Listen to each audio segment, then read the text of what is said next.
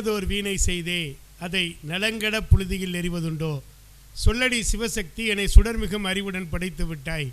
வல்லமை தாராயோ இந்த மாநிலம் பயனுற வாழ்வதற்கு என்று முழங்கிய கவிச்சாரதி பாரதியின் ஆசியோடு தன்னலமற்ற 100 இளைஞர்களை என்னுடைய கையிலே தாருங்கள், இந்த தேசத்தின் தலையெழுத்தை நான் மாற்றி காண்பிக்கின்றேன் என்று வீரமுழக்கம் விளங்கிய சுவாமி விவேகானந்தருடைய வழிகாட்டுதலோடு மாடு கட்டி போரடித்தால் மாளாது சென்னல் என்று யானை கட்டி போரடித்த அழகான மதுரையிலே தமிழன்னைக்கு விளக்கு கொடுத்ததன் மூலமாக ஒரு மிகப்பெரிய சாதனையை சாதித்திருக்கக்கூடிய மதுரை இலக்கிய பேரவையும் இலக்கிய பேரவையினுடைய சார்பு நிறுவனமாக விளங்கி கொண்டிருக்கக்கூடிய சன்சரன் சமூக நல அறக்கட்டளையும் இணைந்து வழங்குகின்ற தேசிய இளைஞர் தின பட்டிமன்றத்தின் சார்பாக உங்களை எல்லாம் சந்திப்பதிலே நான் பெருமகிழ்ச்சி அடைந்து கொண்டிருக்கின்றேன்.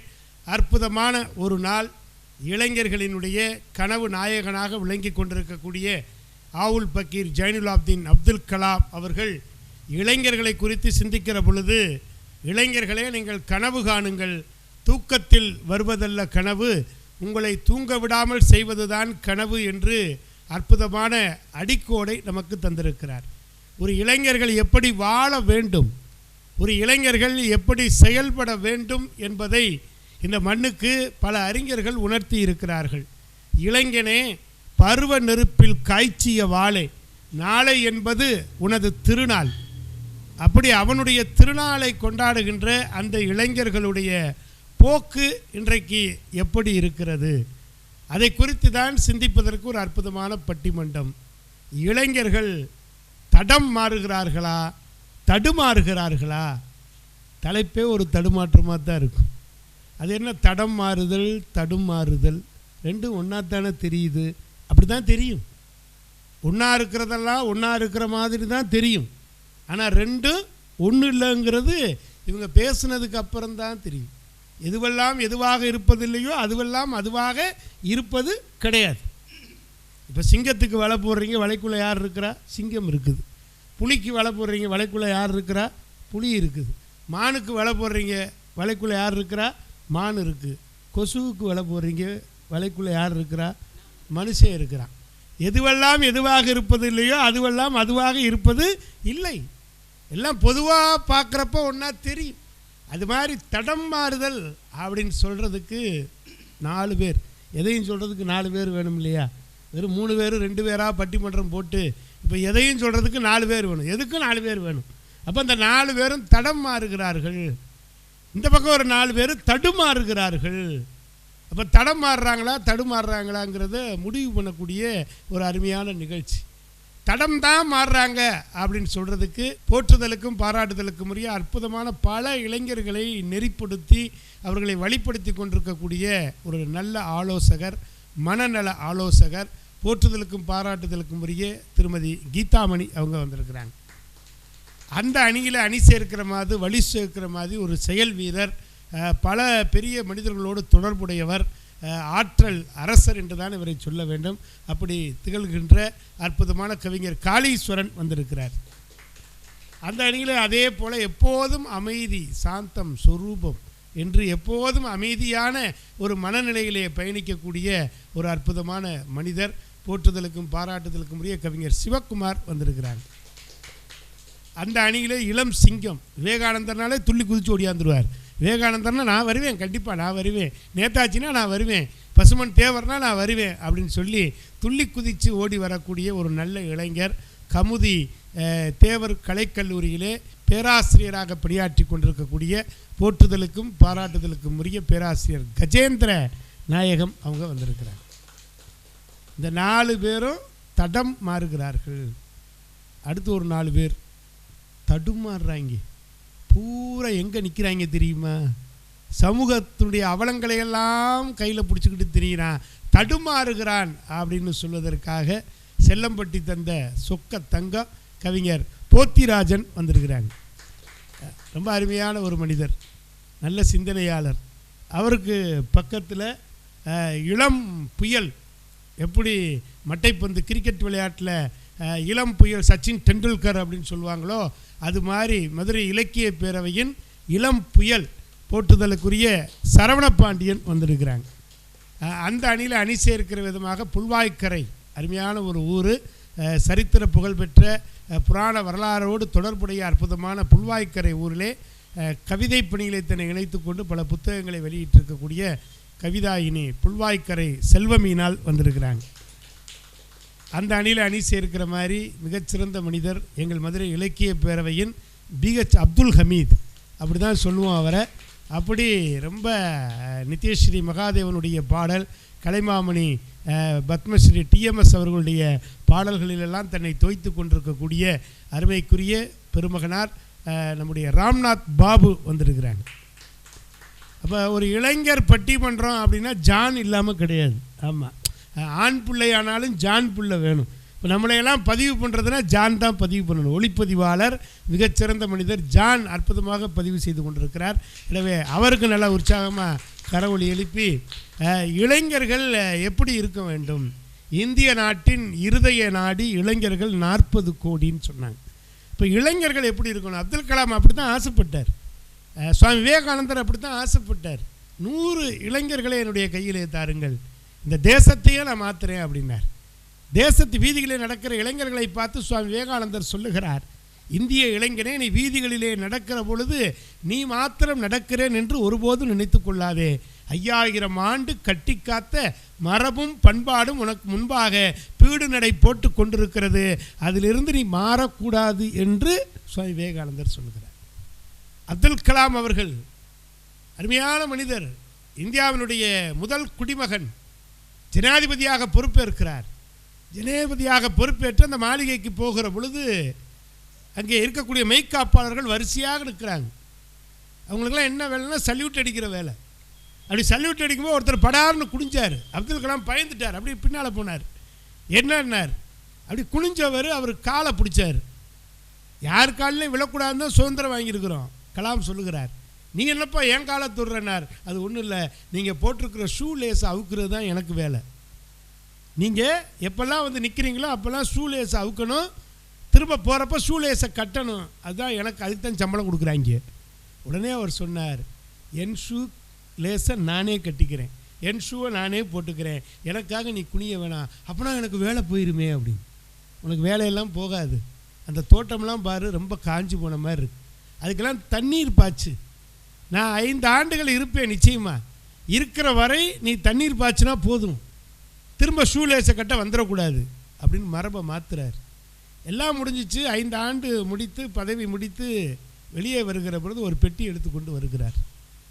அந்த தோட்டக்காரரை பார்த்து கூப்பிடுகிறார், ஏன்னா அவர் தானே முதல் நாள் இவருக்கு ஷூ லேஸ் போட்டவர்.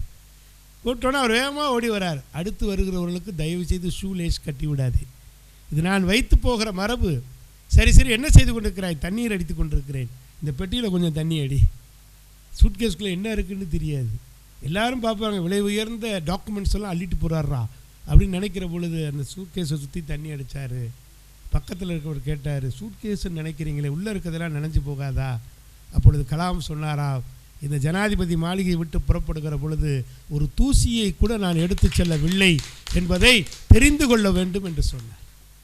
அப்படி ஒரு இளைஞனைத்தான் நம்ம தேடணும். அவர் வயதானவராக இருந்தாலும் மனதிலே இளைஞராக இருந்து கொண்டு அப்படி வெளிவந்த அந்த சிந்தனையை பார்க்கிறோம். யோசித்து பாருங்களேன், இன்றைக்கி யாராவது இப்படி இருப்பாங்களா?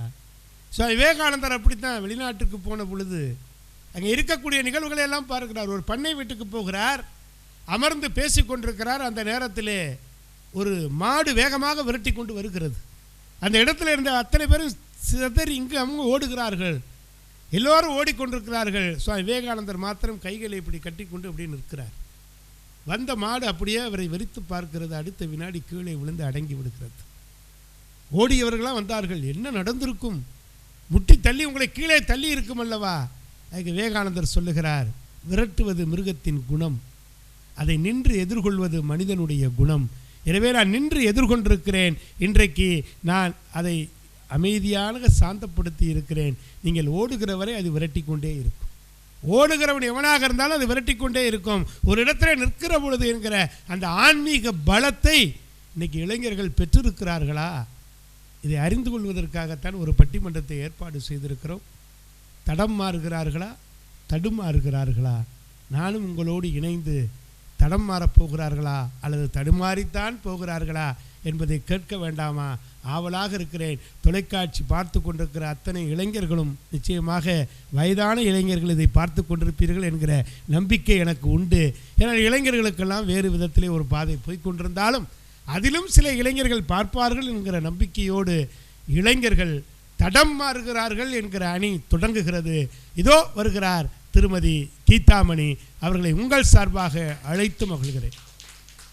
நேயர்கள் அனைவருக்கும் இளைஞர் தின வாழ்த்துக்களை தெரிவித்துக் கொண்டு இந்த அற்புதமான நாளில் இந்த பட்டிமன்றத்தை காண காத்திருக்கும் நேயர்கள் அனைவருக்கும் என்னுடைய வணக்கங்களையும் வாழ்த்துக்களையும் தெரிவித்துக் கொண்டு இரு அணியில் பேச வந்திருக்கக்கூடிய என்னுடைய தோழர் தோழியர்களுக்கு என்னுடைய வாழ்த்துக்களை தெரிவித்துக் கொண்டு நடுநாயகமாக வீற்றிருந்து நல்லதொரு தீர்ப்பை வழங்க காத்திருக்கும் எங்கள் ஐயா டாக்டர் திரு சண்முக திருக்குமரன் ஐயா அவர்களுடைய தாள் பணிந்து என்னுடைய உரையை ஆரம்பிக்கிறேன்.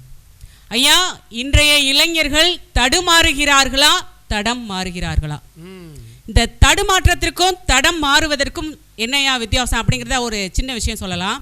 தடுமாற்றம் என்பது நீண்ட கால செயல் கிடையாது. ஒரு சில விஷயங்களில் தடுமாற்றம் ஏற்படுவது, இதை செய்வதா வேண்டாமா, இப்படி போன்றால் நல்லது கிடைக்குமா கெட்டது கிடைக்குமா, இதை எப்படி அணுகுவது என்று தடுமாற்றங்கள் குழப்பங்களோட மனநிலையை குறிக்கும். ஆனால் தடம் மாறி போவது என்பது வாழ்க்கை பாதையை மாற்றி செல்வதாகும். அவர்களுடைய வாழ்க்கை, அவர்களுடைய லட்சியங்களை, அவர்களுடைய வாழ்க்கை பயணத்தையே மாற்றுவதாகும் தடம் மாறுவது அப்படின்பது. ஐயா விவேகானந்தர் அற்புதமான வரிகளை எக்கச்சக்கமா சொல்லியிருக்காரு. அவருடைய பலமே என்ன அப்படின்னம்னா, இந்தியா இளைஞர்கள் அதிகம் கொண்ட நாடு, நம்முடைய நாடு பெருமைக்குரிய நாடு, இளைஞர்களுடைய பலம் அதிகமாக உள்ள நாடு. நம்மளுடைய இந்திய நாடு எதற்காக பெயர் பெற்றது? யோகம், ஆன்மீகம், பண்பாடு, கலாச்சாரம், மரியாதை அப்படின்னு பல்வேறு விஷயங்களுக்கு மிக அற்புதமாக உலகத்திற்கே வழிவகை செய்த நாடு நம்முடைய இந்தியா. இப்ப இந்த பாதையில நம்முடைய இளைஞர்கள் செல்கிறார்களா, தடம் மாறி போகிறார்களா? நம்முடைய விவேகானந்தர் சொன்னாரு, பலமே வாழ்வு, பலவீனமே மரணம். பலவீனங்களுடன் போராடுங்கள். ஒவ்வொரு மனிதருக்கும் உள்ள பலவீனங்களுடன் நீங்கள் போராடி பலமாக மாற்றுங்கள் என்று கூறினார். ஆனா இப்ப நமக்கிட்ட இருக்கக்கூடிய எல்லாரும் என்ன செய்யறோம்னா, பலவீனங்களுடன் உறவாடி கொண்டே இருக்கிறோம். ஐயா, உறவாடி கொண்டே இருக்கிறோம். இப்ப இருக்கக்கூடிய மாணவர்கள், சிறு குழந்தையிலிருந்து மிகப்பெரிய மாணவர்கள், படித்துக் கொண்டு இருக்கக்கூடிய மாணவர்களுக்கு 4 விதமான போதைகள் இருக்கிறது ஐயா. 4. ஒன்று பெண் போதை, இரண்டாவது புகை போதை, மூன்றாவது செல்போன் போதை, நாலாவது புகழ் போதை.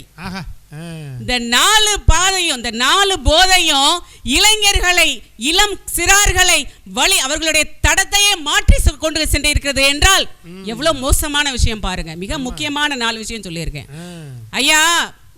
கல்லூரியில படிக்கக்கூடிய மாணவன், அவனோட லட்சியமே கல்லூரியில் படித்து முடித்தவுடன் தன்னுடைய எதிர்கால லட்சியம் என்னவென்றால் இந்திய நாட்டு இராணுவத்தில் சேர்ந்து பணியாற்றுவது. மிக சிறந்த லட்சியத்தை கொண்டுள்ளார்.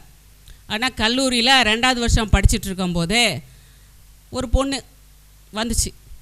பார்த்தோன்னே முதல்ல பிடிக்கல, 2 பேருக்கும் பயங்கர சண்டை வந்துச்சு. அந்த மோதலுக்கு அப்புறமேட்டு என்னமோ வரும்னு சொல்லுவாங்களேயா, அது எல்லாருக்கும் தெரிஞ்சது தானே. அது மாதிரி வீட்டுல மோதல்லாம் மோதிக்கிட்டே தான் இருக்க வேண்டியது.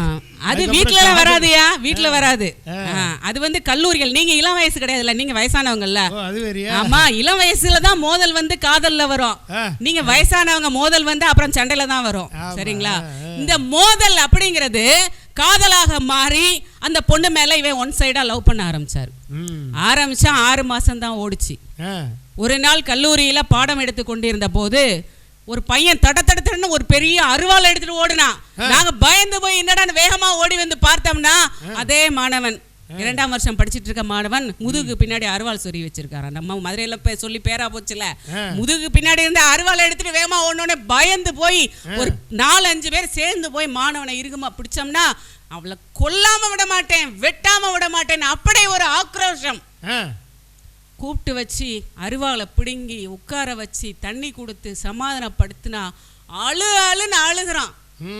என்னடா பிரச்சனைன்னா, ஒரு பொண்ணு கூட பார்த்தேன், பேசினேன், 6 மாசம் பழகுனேன் ஐயா, இப்பொழுது அவள் இல்லை என்றால் நான் இல்லை. அப்படியா? அப்போ இந்த ஆர்மியில சேர போறேன்னு சொன்னிய, அப்படின்னு நான் கேட்ட உடனே இப்படியே கொஞ்ச நேரம் யோசிச்சான். ரொம்ப அழுதாயா, அவனுடைய வாழ்க்கை பாதையே மாறிவிட்டது. அவன் என்ன சொன்னா, வாழ்க்கையில மிகப்பெரிய லட்சியம் அந்த பெண்ணை திருமணம் செய்து கொள்வதான். பாருங்க எவ்வளவு பெரிய வாழ்க்கையை வைத்திருந்தான் அவன், அவ்வளவு பெரிய இலட்சியங்களை வைத்திருந்தான். இப்ப பாத்தீங்கன்னா 6 மாச பழக்கத்துல அவனுடைய வாழ்க்கை பாதையே மாறி போயிடுச்சு. அந்த விழுந்த மாணவனை நீங்க வயசு பசங்கள பிரச்சனை என்ன அப்படின்னம்னா காதல் தோல்விதாயா அவனுடைய வாழ்க்கையில மிகப்பெரிய பூகம்பத்தை கொண்டு வருகிறது. அவ்வளவு பெரிய பூகம்பத்திலிருந்து அவனை மீட்டு எடுத்து அவனுடைய வாழ்க்கைக்கு கொண்டு வருவதே எங்களுக்கு 6 மாத காலம் பிடித்துட்டது. அவ்வளவு ஒரு பெண் போதை எங்க பார்த்தாலும். இப்ப முன்னாடிலாம் அப்படி கிடையாது. முன்னாடிலாம் காதலுக்காக செத்தாங்க. இப்ப அப்படிலாம் கிடையாது. இந்த பொண்ணு இல்லைன்னா அந்த பொண்ணு, அந்த பொண்ணு இல்லைன்னா இன்னொரு பொண்ணு. அது ஒரு டைம் பாஸ் மாதிரி ஆகி போச்சு. அப்ப லட்சியங்கள் இங்கே தொலைந்து விடுகின்றன, அவர்களுடைய வாழ்க்கை பாதை மாறி விடுகிறது. ஆமா. இரண்டாவது பாத்தீங்க அப்படின்னம்னா புகை போதை. சின்ன வயசுல இருந்து பாத்தீங்கன்னா அந்த புகை போடுற பழக்கம், புகையிலை போடுற பழக்கம், தண்ணி அடிக்கிற பழக்கம். 10ஆம் வகுப்பு மாணவர்களோ 7ஆம் வகுப்பு 8ஆம் வகுப்பு படிக்கக்கூடிய மாணவர்களோ பரீட்சை எழுதி முடிச்ச உடனே ஒரு பார்ட்டி கொண்டாடுறாங்க. செலிப்ரேஷன் பார்ட்டியை வச்சோம்னா சரக்கு அடிக்கிறத எடுத்து வீடியோ வேற எடுத்து ரீல்ஸ் போடுறாங்க. ஆமா, ஃபெல்லோஷிப். பாருங்க, இப்படிலாம் இருந்தோம்னா வாழ்க்கை தடம் எப்படி மாறாமல் இருக்கும்? அப்ப புகை போதை அப்படிங்கிறது வாழ்க்கை முழுசும் வந்து கல்யாணம் பண்ணதுக்கு அப்புறமும் நேர போதையில தான் இருக்கான். எந்த நேரமும் போதையில இருந்தா அப்ப விவேகானந்தர் சொன்ன அந்த 100 இளைஞர்களை கொடுங்கள், இந்த நாட்டையே மாற்றி காண்பிக்கிறேன் என்று சொன்னாரே, அப்ப நாட்டை எப்படிங்க மாத்த? அப்ப இளைஞர்கள் கையில் இந்தியா இருக்கிறது என்பது இல்ல, இப்போ இளைஞர்கள் கையில் புகை பழக்கம் இருப்பதால் அவர்களுடைய வாழ்க்கை தடமே மாறி போகிறது. அடுத்து செல்போனு. சின்ன வயசுல இருந்து நீ விளையாட போன்னு சொன்னாரு அவர். ஓடி விளையாடு பாப்பான்னு சொல்லிட்டு போனாரு. பாருங்க அப்படின்னு பாட்டு பாடுறீங்க. இப்ப செல்போன், எங்க போனாலும் செல்போன. ஐயா, ஒரு மிக மோசமான நிலையில் ஒரு பையனை கூட்டு வந்தாங்க ஸ்கூல்ல. என்ன அப்படின்னா செல்போன் அடிக்ஷன். எதுவுமே வேண்டாம், எனக்கு செல்போன் இருந்தா போதும் அப்படிப்பட்ட ஒரு நிலைக்கு. ஏன்னா விடிய அவன் செல்போன் பாக்குறான், காலையில ஸ்கூல்ல ஃபுல்லா தூங்குறான். நீங்களே பாத்திருப்பீங்க, உங்க ஸ்கூல்ல பசங்க நைட் மதியம் நல்லா தூங்கிட்டு இருப்பாங்க. என்ன அப்படின்னா நீங்களும் செல்போன் பாருங்க, பாருங்க உங்களையே மாத்திருவாங்க. அப்போ வாழ்க்கையில பல சின்ன வயசுல பாத்தீங்கன்னா நான் டாக்டர் ஆகணும், இன்ஜினியர் ஆகணும், ஸ்பேஸ் சயின்டிஸ்ட் ஆகணும், ஐஏஎஸ் ஆபீசர் ஆகணும், ஐபிஎஸ் ஆகணும், பல லட்சியங்களை கொண்டே இருக்கிறார்கள். ஆனால் அவர்களுடைய பழக்க வழக்கங்களோ அவர்களுடைய பண்பாடு கலாச்சாரங்கள் தொலைந்து மிக மோசமான ஒரு போதை பழக்கமான செல்போன் என்ற போதைக்கு அடிமையாகி தங்களுடைய வாழ்க்கை பாதையவே மாற்றி விடுகிறார்கள் என்றால் இன்றைய இளைஞர்களுடைய நிலைமை வாழ்க்கை தடம் மாறிக்கொண்டிருக்கிறது. அடுத்து வந்து புகழ் போதை. ஐயா, எல்லாருமே என்ன செய்யறாங்க அப்படின்னம்னா எப்ப பார்த்தாலும் ஒரு வீடியோ எடுத்து செல்ஃபி போடு, ஒரு வீடியோ எடுத்து ரீல்ஸ் போடு, ஒரு வீடியோ எடுத்து இப்படியே மாறி போச்சு ஐயா. பெண்கள்ல இருந்து சிறு பிள்ளைகள் இருந்து வயசான கிழவி முதற்கொண்டு இதே தான் செய்யறாங்க. அப்புறம் எப்படி நம்ம நாட்டை தூக்கி சீர்திருத்துவது? நம்மளுடைய பண்பாட்டை தொலைத்து விட்டோம், கலாச்சாரத்தை தொலைந்து விட்டோம், நம்மளுடைய இளைஞர்களுடைய வாழ்க்கை தடத்தையே மாற்றி விட்டோம். உலகம் ஃபுல்லா வந்து யோகம் ஆன்மீகம் தலைத்த நாடு என்று பெயர் வந்து இப்பொழுது மாறிக்கொண்டிருக்கிறது. அந்த நிலைமை மாற வேண்டும் என்றால் விவேகானந்தர் கூறிய இந்த இளைஞர் தினத்தில் அனைத்து இளைஞர்களும் மிக சிறந்த இலக்குகளை நம்மளுடைய வாழ்க்கையில் லட்சியங்களாக எடுத்துக்கொண்டு நாம் முன்னேறுவோமானால் கண்டிப்பாக இந்த நாடு நம்ம அப்துல் கலாம் சொன்ன மாதிரி, விவேகானந்தர் சொன்ன மாதிரி மிக சிறந்த நாடாக உலகளாவில் விளங்கும் என்பதில் சிறிதளவும் ஐயமில்லை என்று கூறி என்னுடைய உரையை வாய்ப்பு தந்தமைக்கு மிகவும் நன்றி கூறி விடைபெறுகிறேன். நன்றி, வணக்கம். மிக அழகாக இளைஞர்கள் 4 போதையில் போகிறாங்க. இந்த 4 பேர் போட்டதுனாலே அந்த அம்மா டப்புன்னு மாற்றிட்டாங்க பார்த்தீங்களா? 4 போதை: பெண் போதை, புகழ் போதை, செல்ஃபோன் போதை, புகை போதை. அடேப்பா, ரொம்ப அழகாக எடுத்து வச்சாங்க. செல்ஃபோன் போதை அதுதான் பெரிய அசுரன். இன்னைக்கு இந்த அசுரனை தான் முந்தினா நரகாசுரன் பத்மாசுரன் இப்படிலாம் இருந்தாங்க. அதெல்லாம் புராணத்தில் படித்தோம். இன்றைக்கி அப்படி இல்லை. வீட்டில் ஒரு அசுரன் வந்துட்டான். கையில் வீட்டுக்கு 5 அசுரன் வச்சுருக்காங்க. யாரும் பக்கத்தில் இருக்கவன்ட்டு பேசுறது இல்லை. பூரா போதை போதை போதை போதை. அப்படியே உட்காந்துருக்குறான், செல்ஃபோனை வச்சுக்கிட்டே உட்காந்துருக்குறான், விடிய உட்காந்துருக்குறான். பள்ளிக்கூடத்தில் வந்து நல்லா தூங்குறான். கேட்டால் நம்மளையும் தூங்கியாங்கிறான். இப்போ ரொம்ப அழகாக சொன்னாங்க பாருங்களேன். இந்த போதையின் பாதையில் இளைஞர்கள் எப்படி தடம் மாறிட்டான் பாருங்களேன். ஒரு காலத்தில் உட்காந்து அவன் நண்பர்களோடு பேசி அந்த காலமெல்லாம் போய் படம் எடுக்கணுன்னே நினைக்கிறான். திடீர்னு ஒரு சிலைக்கு பக்கத்தில் போய் நிற்கிறாங்க, படம் எடுக்கிறாங்க. யாராவது விஐபியை பார்த்துட்டு ஓடி போய் ஒரு செல்ஃபி அப்படிங்கிறாங்க. நான் என்ன சொல்கிறேன், ஒரு விஐபியை பார்த்து படம் எடுக்கிறவன்லாம் ஒரு பெரிய அறிவாளியே கிடையாது. ஓன் கூட விஐபி நின்று படம் எடுக்கணும். அவனோட போய் நம்ம நின்றுட்டு படம் எடுத்துட்டு லைக் போடு, கமெண்ட் போடு, ஷேர் போடுன்னு சொல்லக்கூடாது. நீ எத்தனை நாள் தான் பல்லக்கு தூக்குறவனாகவே இருக்க போகிற? பல்லக்கில் எப்போ உட்கார போகிற? பல்லக்கில் உட்கார்றது தான் நம்மது. அதனால் அவர் பெரிய ஆள், இவர் பெரிய ஆள். அதனால தானே அழகா சொன்னான், பெரியோரை வியத்தலும் இளமே, சிறியோரை இகழ்தல் அதனும் இளமேன்னா. நீ பெரிய அதை பார்த்து அவ்வளோ பிரம்மாண்டம்னு நினைக்காத, அதெல்லாம் வேண்டாம், போதை. அழகாக சொல்லிட்டாங்க, இதுதான் தடம் மாறுதல். அப்படி தடம் மாறி போய்கிட்டு இருக்கிறாங்க அப்படி நல்லா அழகாக சொன்னாங்க. காதல்னால என்னன்னு தெரிய மாட்டேது, காதல்னால் என்னன்னு தெரிய மாட்டேது, என்னென்னத்தையோ பண்ணுறேன். நீங்கள்லாம் 10ஆம் கிளாஸ் கேட்க போகிறீங்க, 6ஆம் கிளாஸ் போய் 8ஆம் கிளாஸ் பிள்ளைய லவ் பண்ணுறியா? ஒன்றும் பிரச்சனை இல்லை சாருங்கிறேன். கொஞ்சம் அறிவு கூட இருக்கவங்களை காதல் பண்ணால் நல்லது சாருங்கிறேன். 6ஆம் வகுப்பு 8ஆம் வகுப்பு விரும்புகிறேன், அதுக்கு இன்னொரு ஆளை கூப்பிட்றேன், நான் லவ் பண்ணுறேன்னு போய் சொல்லிட்டு வா. இப்போயே தாதா செட்டப் பண்ணுறாங்க. அவன் யாருன்னு பார்த்தா எங்கள் அக்காவே நீ லவ் பண்ணுறியான்றேன். அவன் ஒரு காலத்தில் அப்படி போயிடுச்சு நிலைமை. ரொம்ப அழகாக சொல்லியிருக்கிறாங்க. போத்தி அதெல்லாம் இல்லைங்க, தடுமாறிக்கிட்டு தான் இருக்கான். அவன் ஒன்றும் தடம் மாறலை. அவனுக்கு எங்கே போகிறான், எப்படி போகிறான் எல்லாம் தெரியும், வந்துடுவான் அப்படின்னு சொல்கிறதுக்காக, நம்பிக்கை வரிகளை கொடுப்பதற்காக இதோ வருகிறார் போத்திராஜன். என்னை ஈன்ற தாய் தந்தையருக்கு வணக்கம், தாய் தமிழுக்கு வணக்கம். ஜனவரி 12 இளைஞர்கள் தினம். இந்த இளைஞர் தினத்தில் மிகச்சிறந்த ஒரு பட்டிமன்றம் ஏற்பாடு செய்திருக்கக்கூடிய மதுரை இலக்கிய பேரனுடைய தலைவர் நடுவர் அவர்களை வணங்கி, தடுமாறு அணியும் தடமாறு அணியும் நான் வணங்கி, நான் இன்றைய இளைஞர்கள் தடுமாறுகளே என்று பேச வந்துள்ளேன். அருமை அருமை. தடுமாறுறானா அந்த கடைக்கு போய் அதை சாப்பிட்டு தடுமாறுறான் இல்லை, ஆனால் தடுமாறிட்டே தான் இருக்கிறான். வாழ்க்கையில் முன்னேறணும், தள்ளாடலை, தடுமாறுறான், அதுதான் முக்கியம். ஆகவே அவன் வாழ்க்கையில் முன்னேறி ஏன் பிறந்தோம், எங்கு பிறந்தோம், எதற்காக வளர்ந்தோம், என்ன சாதிக்கும் என்ற எண்ணத்திலே வளர்ந்து வரக்கூடிய இன்றைய இளைஞன் ஏன் தடுமாறுகிறான், எதையெல்லாம் பார்த்து தடுமாறுகிறான்? பெற்றவனே பார்த்து தாயை பார்த்தோன்னே சின்ன ஒரு பயம் இருக்கும். பயம் என்பது வாழ்க்கையில் உயர்வதற்கு கடவுளுக்கு பயப்படுதலே ஞானத்தின் ஆரம்பம் சொல்கிறான். அப்போ அவனுக்கு அந்த தடுமாற பயம் இருக்கு. ஆனால் உயர்வான் இந்த இளைஞன். எதெல்லாம் பார்த்து அவன் தடுமாறுகிறான்? ரோட்டில் சொன்ன மாதிரி, தங்கை சொன்ன மாதிரி, ஒரு பெண் பிள்ளையை பார்த்தா அவனுக்கு மனம் தடுமாறுது. தடுமாறுது. ஆமாம், அங்கே அப்போ ஆண்டவன் நினைத்துக் கொள்வான், தன்னை ஏற்றி கொள்வான்.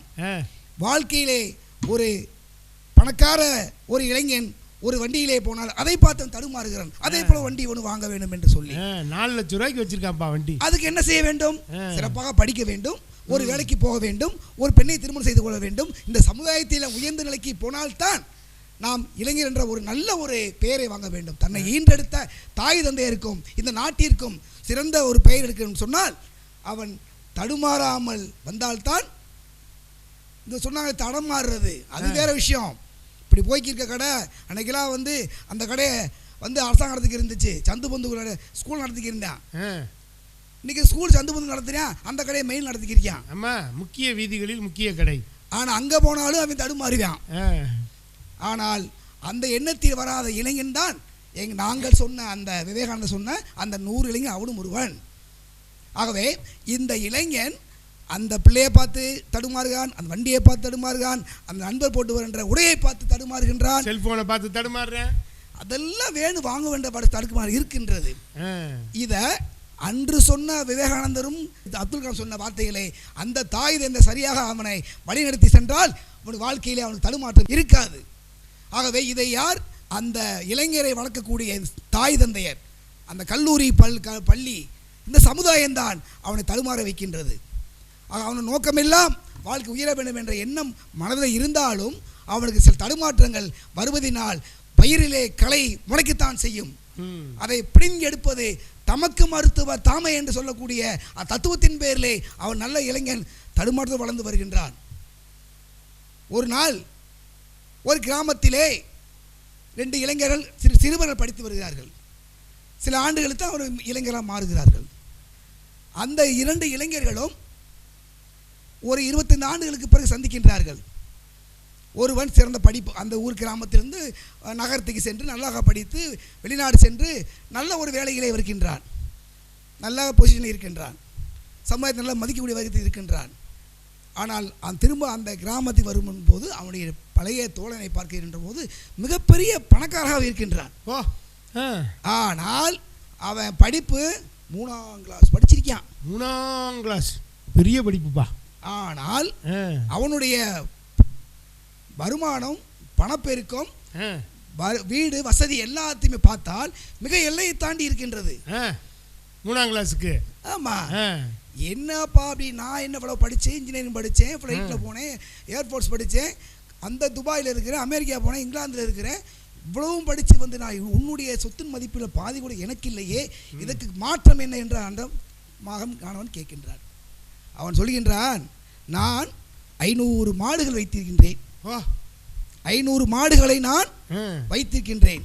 எனக்கு படிப்பு அல்ல, படிப்பு வரலன்றல, என்னை இந்த சமுதாயத்தில் நல்ல படிப்பதற்கான வழிமுறையை என் முன்னோர் எனக்கு வகுத்து தரவில்லை. அதுதான் என்னுடைய தடுமாற்றம். இருந்தாலும் மனிதனாக பிறந்த நாம் இந்த சமுதாயத்திலே உயர்ந்த மனித வரம் என்று சொன்னால் பணம் இருந்தால் போதும், உன் படிப்பு அல்ல முக்கியம். தங்க சொன்னாங்களே, போதை பழக்கம் அதுவல்ல எனக்கு சுகம் கொடுக்கவில்லை, இன்பம் எங்கே என்று தேடு, அது எங்கிருந்த போதிலும் நாடி ஓடுன்னு சொல்லியிருக்கிறான். ஆனால் இந்த சமூகத்தில் படிப்பல்ல, ஒரு மனிதன் பணம் சம்பாதித்து விட்டால் இந்த உலகம் அவனை மதிக்கின்றது. உன்னிடம் பணம் இருந்தாலும் மற்ற யாரும் உனக்கு தெரியாது, உன்னிடம் பணம் இல்லை என்றால் உன்னை யாருக்கும் தெரியாது. அந்த அடிப்படை தான் என்னை இவ்வளவு தூரத்துக்கு என்னை வருமானத்தை ஈட்டு செய்தது. சரியா, வேற என்ன உனக்கு தெரியும் அப்படிங்கிறார். வேற என்ன வருமானம், இதுதான் என் தொழில், இதுதான் என் பொழப்பு, வீடு வாசல் அவங்க பார்த்துக்குவாங்க, என் பிள்ளைய பார்த்து மனைவி பார்த்துக்குவா. சரி, உனக்கு என்ன வருமானம்? நமக்கு தனிப்பட்ட முறையில் 6 மாதத்துக்கு ஒரு தடவை அது போகிற சாணங்களை பூரா விற்றுருவேன். 6 மாதத்துக்கு ஒரு தடவை எவ்வளோ வரும்? அது ஒரு 3 லட்சம் வரும். அப்போ வருஷத்துக்கு 6 லட்சம் ரூபாய் அவனுக்கு வருமானம் இருக்கு. சாணி மாத்திரம் மாதம் 50,000 ரூபா. ஆமாம், இதுக்கு மாங்கன்னு பொட்டாம்பட்டி போகணும் நீங்கள் ஏதா. அப்போ இவனுக்கு நல்ல வழியிலே தடுமாறாமல் இவன் இருந்ததுனால் இன்றைய இளைஞர்கள் வேறு வழி படிப்பு செல்கின்றோம். சரி, அதோட நிப்பாட்டி விட்டீங்க. சாணி மத்திரம், அப்புறம் மற்றது நிறைய பால் இதெல்லாம் அவனுடைய சொந்த வசதிக்காக பாக்கெட் மணி வச்சுக்கிறான். ஆனால் அவன் அந்த ஊரிலே மிகப்பெரிய கோடீஸ்வரர். அந்த ஊர்ல டவுன்ல பேர் வைக்கிறாங்க தெருவுக்கு, அந்த ஊரே ஒரு பேரு. அந்த மாடு வச்சிருக்காரு அவர்தான் அந்த ஊரா அப்படிங்கிற ஒரு பெயர் அவர் இருக்கின்றது. ஆனால் இவர் தடுமாறியது படிப்பில் மட்டும்தான். அவர் தடுமாறினார், பெண்களை பார்த்து தடுமாறினார், உடையை பார்த்து தடுமாறினார், இந்த உலகத்தை பார்த்து அடுத்தவுடைய தடம் மாறி செல்கின்ற அந்த இளைஞர்களை பார்த்து இவர் தடுமாறினார். அந்த மாதிரி தடமாறி செல்லாமல் வாழ்க்கை இந்த தடுமாற்றத்தை இதை நாம் நிறுத்திவிட்டால், அந்த சொன்ன விவேகானந்தரும் அப்துல் கலாமும் என்னுடைய முன்னோர்கள் வழிநடத்தி என்னை நன்றாக செலுத்தியிருந்தால் நான் படிக்க மட்டும்தான் செய்திருப்பேன். ஆனால் பணம் சம்பாதிப்பதை நான் நிறுத்தியிருப்பேன். நீ இவ்வளோ படிப்பு படித்திருக்கின்றாய், இவ்வளோ பெரிய பொருளாதாரம் ஈட்டிருக்கின்றாய், ஆனால் எனக்கு வெளி உலகத்தினுடைய அறிவு என்பது இல்லை. இருந்தாலும் பணம் மட்டும் இருக்கின்றது. ஆனால் பணமும் படிப்பும் இருந்தால்தான் இந்த உலகம் உன்னை மதிக்கும். ஆகவே இன்றைய இளைஞர்களே, நீ செல்கின்ற பாதையில் 1000 வெளியிலே தெரியலாம், அதையெல்லாம் பார்க்காமல் நேராக சென்று உன்னுடைய எல்லை எதுவோ படிப்பு படிப்பு படிப்பு, அதன் பிறகு வேலை வேலை. உன்னுடைய தாய் தகப்பனார், உன்னுடைய மனைவி பிள்ளைகள், உன்னுடைய உற்றார் உறவினார், இந்த பாதையை மட்டும் நேரோக்கி சென்று விட்டால் விவேகானந்தர் சொன்னதும் அப்துல் கலாம் சொன்னதும் நீ ஜெயித்து விடுவாய். உன்னை பெற்ற பெற்றோரும் இந்த நாடு உன்னை வாழ்த்தும், இந்த நகரம் உன்னை வாழ்த்தும், இறைவன் உன்னை வளர்த்துவான் என்று சொல்லி இன்றைய இளைஞர்கள் வாழ்க்கையிலே தடுமாறுகிறார்கள். தடமாறி வாழ்க்கையில் வெட்டியாக போன பல பேர், ஆனால் தடுமாறி வெட்டியாக போன சில பேர் தான். ஆனால் சில விஷயங்களை நம்மளுடைய எய்ம் என்னவோ, நம்முடைய நோக்கம் என்னவோ அதிலே சென்றால் நீ சென்ற பாதை உன்னை தடமாத்தாது. தடுமாறாமல் சென்றால் நீ செல்கிற எல்லையை அடைந்து விடுவாய். வாய்ப்புக்கு நன்றி, வணக்கம். அடே அப்பா, போத்திராஜன் ஒரு அழகான ஒரு விஷயத்தை பதிவு பண்ணார். 500 மாட்டுக்கு சொந்தக்காரர். பள்ளிக்கூடத்தில் வாத்தியார் ராம்நாத்தெல்லாம் பார்க்குறாரு, நீ மாடு மேய்க்க தாண்டா லாய்க்குன்னு சொல்லிட்டு நம்மளெல்லாம் என்னையெல்லாம் இப்படி தான் சொன்னார், நீ மாடு மேய்க்க தாண்டா லாய்க்கு. இன்றைக்கி மாடு மேய்த்தல் யோகம்னார் கவியரசு வைரமுத்து. அப்போ மாடு மேய்க்கிறது எவ்வளோ ஒரு யோகம் பாருங்கள். 500 மாடு வச்சுருக்கிறான்னா அவன் எவ்வளோ பெரிய செல்வந்தன். மாடுனா செல்வம்னு ஒரு பேர் உண்டு. அடுத்து பார்த்தீங்கன்னா ஜல்லிக்கட்டு. அடே அப்பா, இன்றைக்கி தமிழகத்தில் மதுரையே அப்படி திரும்பி பார்க்க வைக்க போகிறாங்க. உலக புகழ் பெற்ற ஜல்லிக்கட்டு பெரிய பாதுகாக்கப்பட்ட அரங்கத்தில் நடக்க போகுது. எவ்வளோ பெரிய சிறப்பு பாருங்கள். நீங்கள் மாடுன்னு சாதாரணமாக நினச்சிடப்படாது சொல்லியிருக்கிறார். இளைஞர்கள் அங்கே போய் நிற்கிறான் பாருங்க, அதையும் சொல்கிறார். வீரம், நம்ம ஊர் மதுரைனாலே வீரம் தானே. அப்படியே பார்த்தீங்கன்னா ஒரு கிரிக்கெட் விளையாட்டு பார்க்குற மாதிரி, கால்பந்து விளையாட்டு பார்க்குற மாதிரி ஜல்லிக்கட்டை பார்க்க போகிறோம். இன்றைக்கி உலகமே திரும்பி பார்க்க வச்சுருக்குறாங்க இந்த மதுரை எம்பதியில். அற்புதம், அது நடக்க போகுது. அதுக்கு முன்னால் தான் இளைஞர்கள் எப்படி இருக்கிறாங்கன்னு இந்த பட்டிமன்றம் ஓடிக்கிட்டு இருக்குது. தடுமாறுறான், தடம் மாறலை, அவனுக்கு தெரியும் எப்படி போகணுன்னு. படிப்பு வரலையா, அடுத்த நிலைமையை மாற்றிக்கிட்டான். மாற்றி முன்னேறினவனை பாருங்கள், கெட்டு போனவனே பார்க்கப்படாது. மஞ்சள் கண்ணாடி போட்டு பார்க்குறது பூரா இந்த அணியா, அவர் வெள்ளை கண்ணாடி போட்டு பார்க்குறாராம் அப்படின்னு சொல்லியிருக்கிறார். அதனால் தடுமாற்றம் என்பது வரத்தான் செய்யும். படிப்பில் தடுமாற்றம் வரும், வாழ்க்கையில் தடுமாற்றம் வரும். ஆனால் தடுமாற்றம் நிலைநிறுத்தப்பட்டு அவன் வாழ்க்கையில் முன்னேறுகிறான். ஒரு மாடு வச்சுக்கிட்டு இன்றைக்கி அவன் அவ்வளோ 1000 சம்பாதிக்கிறான். சாணி மொத்தம் 6 லட்சத்துக்கு விட்டுருக்கான். ரொம்ப சிரமம் தான். நம்ம நாள் பூரா மாங்குன்னு கத்தி கோயிலில் போய் கத்தினோம்னா விபூதியும் சுண்டலும் தான் கிடைக்குது. ஒரு தேங்காய் 2 பழம் கிடைக்குது. என்ன ஒரு பிரச்சனை, எங்கள் வீட்டில் சட்னிக்காக தேங்காய் வாங்குறது இல்லை. தினசரி சட்னி ஆக்கிடுவோம். வேறு என்ன செய்ய முடியும்? வாழ்க்கையில் 30 வருஷமாக அப்படி தானே ஓடிக்கிட்டு இருக்குது.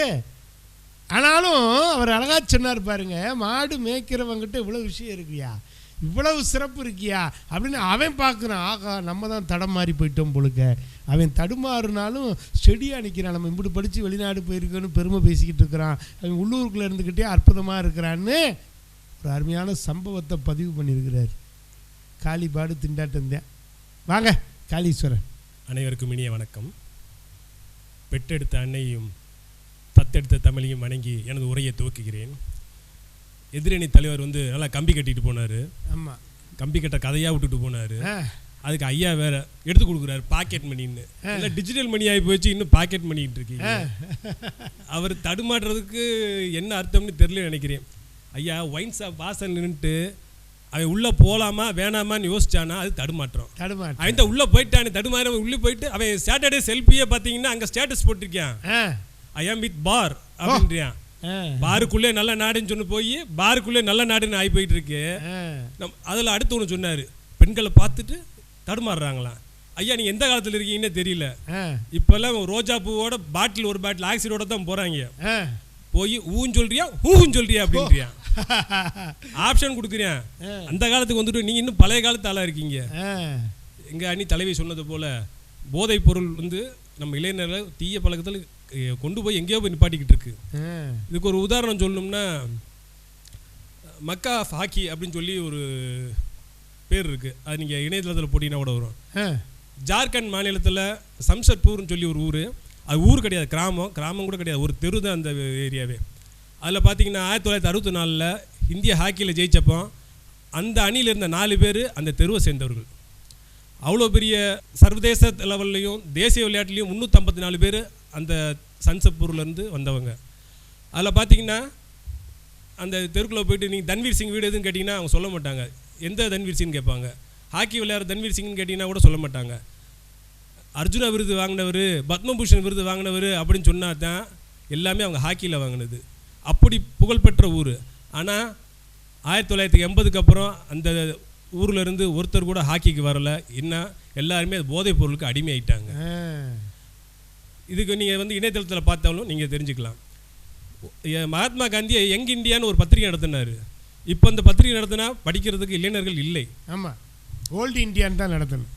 இப்போ ட்ரீட்டுன்னு தலைவி சொன்னது போய் ட்ரீட்டுனாலே பீர் வித்தான். டீ காஃபி சாப்பிட்ற மாதிரி இப்போ பீர் காஃபி சாப்பிட்றாங்க. வெறும் பீர் மாத்திரம் தாங்கிறேன் ஸ்டார்டரான் கேட்டா. பாரதிய பாரதமே வா வா வான்னாரு. இப்போ கூப்பிட முடியுமா? கூப்பிட முடியாது. போதை பாரதமே வா வா வா. திருவள்ளுவர் கல்லுண்மைன்னு ஒரு தனியாக அதிகாரமே வச்சார். ஏன் அவர் கல் பருகன்னு வைக்காமல் கல் உண்ணாமைன்னு வச்சார். கல்லை குடிச்சா உன் வாழ்க்கையே உண்ணப்படும் அப்படின்னு சொல்றது தான் கல் உண்ணாமை. அதில் என்றால் முகத்தையும் இன்னோதல் என்மற்று சான்றோருக்கு முகத்துக்களி அப்படின்றாரு. ஒரு தாய் எப்பயுமே மகனை வெறுக்க மாட்டா. இந்த கல்லை குடிச்சு மயங்கி கிடக்கிறப்போ அந்த தாயை வெறுப்பா அப்படின்னு சொல்ல வர்றாரு. அதோட சேர்த்து சொல்லி அப்படிப்பட்ட தாயை இருக்கக்கூடிய எந்த சான்றோர் வெறுப்பார் அப்படின்னு சொல்லி கேட்குறாரு. இதுக்கு அடுத்து அலைபேசியை பற்றி கேட்கவே வேணாம். செல்போன் தமிழில் சொல்லுவோம். ஆமாம், காலையில் எழுந்திரிச்சு நாங்கள் பல் வளர்க்குற போதில் இப்போ பல்ல தேய்ச்சிக்கிட்டு இருந்தோம், இப்போ செல்லை தேய்ச்சிக்கிட்டு இருக்கோம். 2G 3G 4G 5Gன்னா இப்போ காந்திஜியும் மறந்துட்டோம், நேருஜியும் மறந்துட்டோம், பிதாஜியும் மறந்துட்டோம், மாதாஜியும் மறந்துட்டோம். எங்கள் அம்மாலாம் சாப்பிட்றப்ப நாங்கள் புக்கை வச்சுட்டே சாப்பிடுவோம். எங்கள் அம்மா திட்டுவாங்க, புக்கை மூடி வச்சுட்டு சாப்பிட்றான். இப்போ நான் என் பையன்ட்ட செல்லை மூடி வச்சுட்டு சாப்பிட்றான்னு சொல்லிக்கிட்டு இருக்கேன். ஆப்பை டவுன்லோட் பண்ணி அவனே ஆப் வச்சுக்கிட்டானா இல்லையா? அப்பாவுக்கு 60 வயசாச்சு, அவர் ரிட்டையர் ஆகணும்னு நினைக்கிறாரு, முடிய மாட்டேங்குது. பையன் வேலைக்கு போக மாட்டேங்கிறேன். ஆனால் அவனோட கிரிக்கெட் வீரர் 40 வயசில் ரிட்டையர்மெண்ட் கொடுத்துட்டாருன்ட்டு சங்கடப்படுறான். மழை இல்லாமல் வாடுறாங்க விவசாயிங்க, அதை பற்றி கவலைப்பட மாட்டேன்றாங்க இளைஞர்கள். அதே நேரத்தில் கிரிக்கெட் அன்றைக்கி டேட்டுக்கு மழை பெய்யுதுன்னு சொல்லிட்டு கிரிக்கெட் தள்ளி போச்சேன்னு வருத்தப்படுறானா இல்லையா? மழை பெஞ்சதுக்கு அம்மா லைனில் நிற்கிற நியாய விலைக்கடையில் அரிசி வாங்க லைனில் நிற்கிறாங்க, அதை பற்றி அவங்க கவலைப்படுறோம். இப்படிப்பட்ட இளைஞர்களை வச்சுக்கிட்டு நம்ம என்ன பண்ண போகிறோம்? தடமாறி போய் ரொம்ப நாள் ஆச்சு. இன்னும் திருப்பி தடமாட்டி நம்ம நேர்மையான வழிக்கு கூட்டிகிட்டு வர்றதுக்கான வழியை பார்க்கணும். ஐயா ஒன்றும் இல்லையா, ஒன்று சொல்லி முடிச்சுக்கிறியா? போன பொங்கலுக்கு 2 நாள் கழிச்சு நினைக்கிறேன், பாலமேடு ஜல்லிக்கட்டு. சரி, பக்கத்து வீட்டு பையன் வண்டி எடுத்துட்டியான். சரி, நான் சரி டே தம்பி நானும் வரேன்டா, ஒரே வண்டியில் போயிடுவேன். இல்லை அங்கிள் நீங்கள் வேறு வண்டியில் போங்க, நான் ஃப்ரெண்டை கூப்பிட்டு போகிறேன்னா. சரி போட்டோன்னு விட்டுட்டேன். நான் கொஞ்ச நேரம் கழிச்சு நான் போகிறேன். எனக்கு முன்னாடி அவன் போயிட்டு இருக்கேன் இன்னொரு பிள்ளையோட. அந்த பிள்ளை யாருன்னா பால்காரமா மகன் மஞ்சுளா. இவன் மஞ்சு வரட்டுக்கு போகிறேன்னு சொல்லி இப்படி மஞ்சுளா வரட்டிக்கிட்டு இருக்கியா. இப்போ போயிட்டு நீங்கள் தடுமாற்றம் அவன் தடம் மாறி போய் ரொம்ப வருஷமாச்சு. அவன் உங்களை கலட்டி விட்டதே அதுக்கு தானே. ஐயா, ரோமானிய பேரரசோட வீழ்ச்சிக்கு காரணம் எதுன்னு நீங்கள் வரலாற்றை எடுத்து ஆராய்ச்சி பார்த்தோம்னா அந்த இளைஞர்களோட மது போதையும் ஆடம்பரம் தான்ங்கிறது தெல்ல தெளிவாக விளக்குகிறது. எனவே நடுவர் ஐயா அருமையான தீர்ப்பை வழங்குமாறு தாழ்மையுடன் கேட்டுக்கொள்கிறேன். விடைபெறுகிறேன். நன்றி, வணக்கம். படிக்கிற காலத்தில் காளீஸ்வரன் நல்ல மாணவராக இருந்திருப்பார் பொழுது. ரொம்ப பவ்யமாக எவ்வளோ அழகாக பார்க்குறதுக்கு தான் ஆள் சும்மா அமைதியாக இருக்கிறாரு. விட்டார்னா அட்டி நொறுக்கிறாரு. எவ்வளோ அழகாக சொல்கிறாரு பாருங்க. அவன் உள்ளே போய் பல நாள் ஆச்சுப்பா. போத்தி என்ன சொல்கிறாரு, அந்த கடையை பார்த்து நிற்கிறேன் தடுமாறுறாங்கிறாரு. இவர் சொல்கிறாரு நிற்கிறதுலாம் இல்லை, போகிறதே அந்த கடைக்கு தானே. உள்ளே போய் செல்ஃபி எடுத்து போட்டுக்கிட்டு இருக்கிறேன், இன்னும் போயிட்டு போகலாமா வேணாமா அதெல்லாம் கிடையாது. அவன் போதைக்குள்ளே போய் பல வருஷம் ஆச்சுங்க. அழகாக ஒரு புள்ளி ஒருத்தர் சொன்னார் பாருங்க, ஹாக்கியில் இந்தியாவே ஒரு பிரமிக்கிற அளவுக்கு அதை கொண்டு வந்த தன்வீர் சிங்கை சொன்னார். இன்றைக்கி உலகமே ஹாக்கியில் ஒலிம்பிக்கில் போய் தங்க பதக்கம் வாங்குறப்ப எவ்வளோ மகிழ்ச்சி பாருங்க. நல்ல வேலை கிரிக்கெட்டை வைக்கலை, வச்சுருந்தாங்கன்னா அங்கேயும் குச்சி கலண்டிருக்கும். எந்த விளையாட்டை எங்கே வைக்கணுங்கிறது தெரியுதில்ல.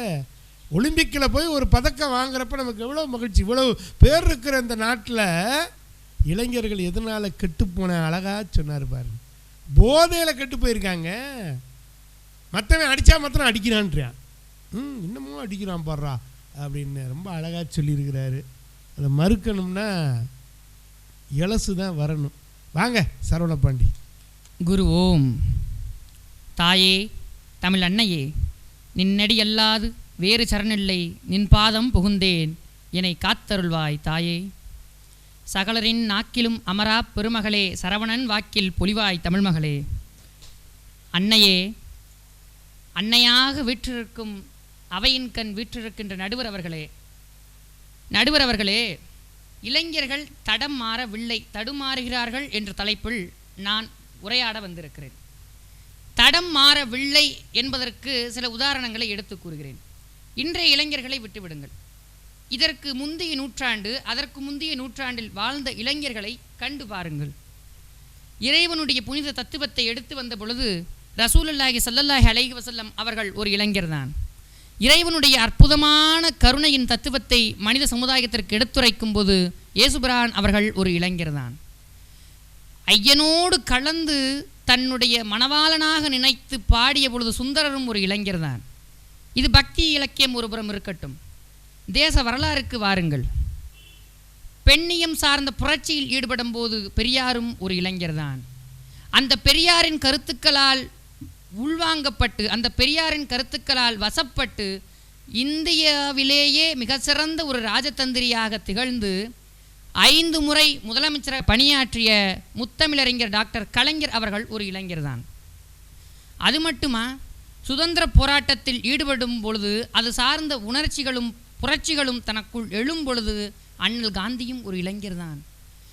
இந்தியன் நேஷனல் ஆர்மியை துவங்கும் பொழுது நேதாஜியும் ஒரு இளைஞர் தான். ஆக இளைஞர் சமுதாயம் என்றுமே உயரத்தில் தான் இருக்கிறது. அது மட்டுமா, ஜீவகாருண்யம் சார்ந்த உணர்ச்சிகளையும் புரட்சிகளையும் மக்களிடத்தில் பரப்பும் பொழுது வள்ளல் பெருமானும் ஒரு இளைஞர் தான். ஒரு விஷயத்தை கேட்கிற நடுவர் அவர்களே, தன்னுடைய தாய் தந்தை மற்றும் பாட்டன் முப்பாட்டனின் டிஎன்ஏவான மரபணு நம்முள் இருப்பது உண்மையா பொய்யா? உண்மைதான் என்றால் இந்த விஷயங்களை நம்மால் மறுக்க முடியாது.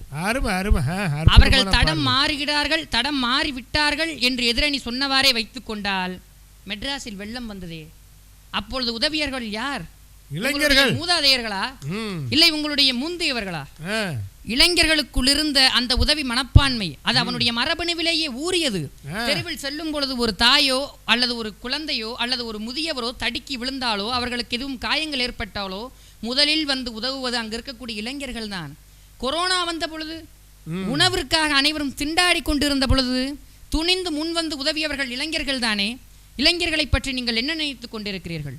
Give me 100 youngsters, I will create the new India என்று சொன்னார் சுவாமி விவேகானந்தர். அத்தகு தன்மை வாய்ந்த ஒரு இளைஞர்களுடைய பலத்தை நீங்கள் என்னவென்று நினைத்துக் கொண்டிருக்கிறீர்கள்? இளைஞர்கள் எந்த சூழ்நிலையும் தடம் மாறுவதில்லை நடுவர் அவர்களே, தடம் மாறப்படுகிறார்கள். இந்த சமுதாயத்தால் அவர்கள் அந்த சூழ்நிலையான அவலத்திற்கு ஆளாகிறார்கள். அந்த சூழ்நிலை அவலத்திற்கு அவர்களை செல்ல விடாமல் செய்யக்கூடிய பொறுப்பு பெற்றவர்களுக்கும் முந்தி இருக்கக்கூடிய மூத்தவர்களுக்கும் உரியது. அதை விட்டுவிட்டு உங்களுடைய கடமையை நீங்கள் செய்யாமல் தடம் மாறிவிட்டார்கள் என்று அவர்களை குற்றம் சாட்டுவது எந்த விதத்தில் நியாயம் என்று நீங்களே சொல்லுங்கள் நடுவர் அவர்களே. நம்முள் இருக்கக்கூடியதுதான் ஒழுக்கம், நம்முள் இருக்கக்கூடியதுதான் அன்பு, நம்முள் இருக்கக்கூடியதுதான் பணிவு, நம்முள் இருக்கக்கூடியதுதான் இறைவன். இதை எப்பொழுது எவர்கள் உணர்கிறார்களோ அப்போது அதன்படி நடப்பார்கள். அவர்களை உணர வைப்பதற்காகத்தான் பலவிதமான யோக மார்க்க சிந்தனைகளையும் சித்தாந்த தத்துவங்களையும் இந்த மண்ணிலே விதைத்துச் சென்றார்கள். விதைத்துச் சென்ற அந்த தத்துவங்களை பெற்றவர்களே படிப்பதில்லை என்றால் பிள்ளைகள் படித்தியவாறு திருந்துவார்கள் நடுவர் அவர்களே. இதை எதிரணியில் இருக்கும் அணித்தலைவரான அம்மையார் கீதாமணி அவர்களுக்கு தெளிவாக சொல்கிறேன். பாரதம் ஒரு காலத்தில் யோக மார்க்கத்திலும் சித்த ஞானத்திலும் தலை சிறந்ததாக விளங்கியது என்று அவர்கள் சொன்னார்கள். அதில் ஐயப்பாடே இல்லை. இன்றளவும் அப்படித்தான் திகழ்ந்து கொண்டிருக்கிறது. அது சார்ந்த புரிதல் உங்களுக்கே உங்கள் குடும்பத்திலேயே உங்களுக்கு தான் இருக்குது என்று வைத்துக் கொள்வோமே, அது உங்கள் பிள்ளைகளுக்கு சென்று சேர வேண்டியது யாருடைய பொறுப்பு? நம்முடைய பொறுப்பு. இதை நீங்கள் செய்யாமல் சமுதாயத்தில் இருக்கக்கூடிய இளைஞர்களை குறை சொன்னால் அது எந்த விதத்தில் நியாயமாகும் நடுவர் அவர்களே? தத்துவம் என்பதோ ஒழுக்கம் என்பதோ குணம் என்பதோ அந்த குணத்தில் இருக்கக்கூடிய பிழை என்பதோ அவன் உணர்ந்து பக்குவப்பட்டு மாற்றத்திற்கு உட்படுத்த வேண்டியவை. அவைகள் ஒரு காலகட்டத்திற்கு பிறகு அனைவராலும் செய்யப்படக்கூடியவையே. அண்ணல் காந்தி அவர்கள் என்ன சொல்கிறார் ஆட்டோபயோகிராஃபி ஆஃப் காந்தியிலே, எந்தெந்த தவறுகளையெல்லாம் செய்யக்கூடாதோ அந்தந்த தவறுகளையெல்லாம் நான் செய்தேன் என்று அவரே போட்டு உடைத்து விடுகிறார்கள். என்ன சொல்கிறார் அப்பொழுது பத்திரிகையாளர்கள் கேட்டபொழுது, உங்கள் மகன் இப்படியெல்லாம் செய்து கொண்டிருக்கிறாரே, இதை நீங்கள் கேட்டு திருத்துவதில்லையா என்று கேட்கும் பொழுது அண்ணல் காந்தி அவர்கள் சொல்கிறார்கள், நானும் இந்த தவறையெல்லாம் செய்தேன், இப்பொழுது உணர்ந்தேன், அவனுக்கு உணரும் காலம் இன்னும் வரவில்லை என்று சொல்கிறார். தேச தந்தையே ஒப்புக்கொண்டார் இத்தகைய சூழ்நிலை இந்த பாரதத்தில் நிலவுகிறது என்ற பொழுது இதற்கு நானும் நீங்களும் விதிவிலக்கா நடுவர் அவர்களே. இந்த மண்ணில் நிலவக்கூடிய அவலங்கள், இந்த மண்ணில் நிலவக்கூடிய படுபயங்கரமான மோசமான விஷயங்கள் நம்மிடம் நம் சார்ந்த புரிதலும் விழிப்புணர்வும் இல்லாததால் தான். நீங்கள் சொன்னது போல் நடுவர் அவர்களே, விவேகானந்தர் சொல்கிறார், வீதியில் நீ நடக்கும்போது நீ நடக்கவில்லை, 5000 வருட முந்தைய கலாச்சாரமும் நாகரிகமும் பண்பாடும் தொன்மையும் உன்னை வழிநடத்தி செல்கிறது என்று. அந்த 5000 வருட முந்தைய பண்பாடும் நாகரிகமும் கலாச்சாரமும் உணர்த்தப்பட வேண்டியது யாருடைய பொறுப்பு? முந்தியவர்களுடைய பொறுப்பு. அதை விட்டுவிட்டு இளைஞர்கள் தடம் மாறிவிட்டார்கள் என்றால் அதில் என்ன நியாயம் இருக்கிறது? கண்டிக்கப்பட வேண்டியவர்கள் கண்டிக்கப்படவில்லை என்றால் பின் நாட்களில் அவர்கள் தண்டிக்கப்படத்தான் செய்வார்கள். கண்டிக்க வேண்டியவர்கள் கண்டிக்காதனால் தண்டிக்கப்பட வேண்டியவர்கள் இளைஞர்கள் அல்ல, கண்டிக்கப்படாதவர்களே பின் நாட்களில் தண்டிக்கப்பட வேண்டியவர்கள் என்பதை தெளிவாக அழுத்தம் திருத்தமாக கூறிக்கொண்டு எனது உரையை முடிக்கிறேன். நன்றி, வணக்கம். அவர்கள் அருமைக்குரிய சரவணப்பாண்டி அவரை பற்றி சொல்லணும் அப்படின்னா, ஒரு இளம் வயதிலேயே தென்கொரிய பாராளுமன்றத்திலே சென்று அன்னை தமிழை அரங்கேற்றிய பெருமகனார். அது நமக்கு இப்போ நல்லாவே தெரிஞ்சது. தண்டிக்கப்பட வேண்டியவர்கள் கண்டிக்கப்பட வேண்டியவர்கள். அருமை. யார் தண்டிக்கப்பட வேண்டியவர்கள்? குற்றத்தை எப்பொழுதுமே இளைஞர் சமுதாயத்தின் மீது வைக்காதீர்கள். அவங்க பாவம் ரொம்ப நல்லவங்க. அவங்க பாவம் எல்லாவற்றிலும் முன்னிற்கிறார்கள். அழகாக ஒரு பட்டியல் கொடுத்தாரு பாருங்களேன். இது எல்லாம் இளைஞர்களாக இருந்தவர்கள் தான் அவர்கள் அந்த மடைமாற்றத்தை செய்திருக்கிறார்கள். ஏதோ எல்லா பிரச்சனையும் அவன் மேலே வச்சு திணிக்கப்படாது. சிக்குனான்னா அந்த கேஸ் போடுற மாதிரி போடக்கூடாது. அவன் என்ன பண்ணுவான், அவன் போகிறான், தடுமாற்றம் இருக்கத்தான் செய்யுது. ஆனால் அவன் தடமாறவில்லை. ஒரு தள்ளாட்டம் அவன்கிட்ட இருக்கத்தான் செய்யுது. நாங்கள் ஒத்துக்கிறோம், இல்லைன்னு சொல்லலை. ஆனால் அவர்களை அந்த நெறிப்படி கொண்டு செலுத்தாதது யார்? முன்னாள் இளைஞர்கள் தானே அப்படிங்கிற ஒரு கேள்வி வச்சிருக்கிறார். அது வாஸ்தவம் தான். இப்போ ஒவ்வொரு தகப்பனும் என்ன நினைக்கிறான் அப்படின்னா, நான் படாத கஷ்டமே இல்லை, ஆனால் என் பிள்ளை படக்கூடாது. கஷ்டப்பட்டா தாயா அவன் பிள்ளை உன் பிள்ளையா இருக்கும். நீ என்ன பண்ணுற, 4 லட்ச ரூபாய்க்கு பைக்கு ஏன் வாங்கி கொடுக்குற? முடியாது சொல்லு. எங்கள் பள்ளிக்கு ஒருத்தவங்க வந்தாங்க. ஒரு அம்மா சொன்னாங்க, இந்த செல்ஃபோன் வாங்கி கொடுக்கலன்னா செத்துருவேன்னு சொன்னார். சாவட்டும்னே நான். இப்படி பிள்ளை வச்சேன். என்ன இப்படி சொல்கிறீங்க, ஒத்த பிள்ளையை தான் பெற்றிருக்கிறேன். அப்படி தாம்மா சொல்லுவேன். அந்த அம்மா சொல்லுது, நான் செல்ஃபோனை கடனுக்கு வாங்கியிருக்கேன் சார், இஎம்ஐயில் வாங்கியிருக்கேன் சார், மாதம் மாதம் நான் உழைச்சி கட்டணும். அது அவனுக்கு தெரியுமா? நல்லா தெரியும் சார். 3 மாதம் பயன்படுத்திட்டு அடுத்த செல்லை கேட்குறான் அப்படின்னு வருத்தப்படுறதும் இருக்கத்தான் செய்யுது. இருந்தாலும் குற்றம் யார் மேலே இருக்குன்னு அழகாக அப்படி ஒரு அழகாக தோசையை பிரட்டி போட்டிருக்கிறாரு. அடுத்து வர சிவகுமார் பாடு தான் திண்டாட்டம். வாங்க சிவகுமார். பட்டிமன்ற நடுவர்களிலே வைரக்கல்லாய் ஜொலித்திடும் நடுவர் முனைவர் சண்முக திருக்குமரன் ஐயா அவர்களுக்கும், பெருமை மிகுந்த மதுரை இலக்கிய பேரவையின் பேச்சாளர்கள் அனைவருக்கும், பாரத தாயின் மகுடத்தில் என்றும் ஒளி வீசுகிற மாணிக்கங்களாக திகழ்கிற இளைஞர்களுக்கும் ரசிக பெருமக்களுக்கும் என் பணிவான வணக்கங்கள் மற்றும் இளைஞர் தின நல்வாழ்த்துக்கள். தேசிய இளைஞர் தினம் கொண்டாடப்படும் இந்த நன்னாளில் ஒரு அருமையான தலைப்பு, இன்றைய இளைஞர்கள் தடுமாறுகிறார்களா இல்லை தடம் மாறுகிறார்களா? எதிரணியில் பேசினவங்க இளைஞர்கள் தடுமாறுகிறார்கள்னு ஒரே கூப்பாடாக போட்டுட்டு போயிருக்காங்க. அவங்க எப்படி ஆளுக தெரியுங்களா, சைக்கிளை சிங்கிளாக ஓட்டினாலே தடுமாறி ஓட்டி பள்ளத்தில் விட்டுருவாங்க. ஆனால் நாங்கள் அப்படி இல்லை, சைக்கிளில் டபுள்ஸு ட்ரிபிள்ஸு போனாலும் தடுமாறாமல் ஓட்டுவோம். எப்படின்னா, ரெக்க கட்டி பறக்குதடா அண்ணாமலை சைக்கிள், ஆசைப்பட்டு ஏறி கோடி ஐயாவோட பைக்கில் அப்படின்னு சும்மா சூப்பர் ஸ்டார் ரஜினிகாந்த் மாதிரி தடுமாறாமல் ஓட்டுவோம். இளைஞர்கள் தடம் மாறுகிறார்களா என்றால் ஆம், இன்றைய இளைஞர்கள் தடம் மாறுகிறார்கள் என்பது முற்றிலும் உண்மை. அன்றைய இளைஞர்கள் மதிநுட்பத்தில் சிறந்தவர்களாக இருந்தார்கள். இன்றைய இளைஞர்கள் தொழில்நுட்பத்தின் அடிமைகளாக இருக்கிறார்கள். அதில் முக்கிய பங்கு வகிப்பது கைபேசி. செல்போன் பேசிக்கிட்டே வாகனம் ஓட்டாதீங்க, ஏன்னா விபத்துக்கு விடுமுறை கிடையாது. சமூக வலைதளங்களின் மூலம் மலரும் காதல், அதனால் இளைஞர்கள் தடமாறுகிறார்கள். எப்படின்றீங்களா, கிராமிய பாடலை சுவைபட தந்து கொண்டிருக்கோம். ஆந்தக்குடி இளையராஜா பாடுற பாடலை கேளுங்க.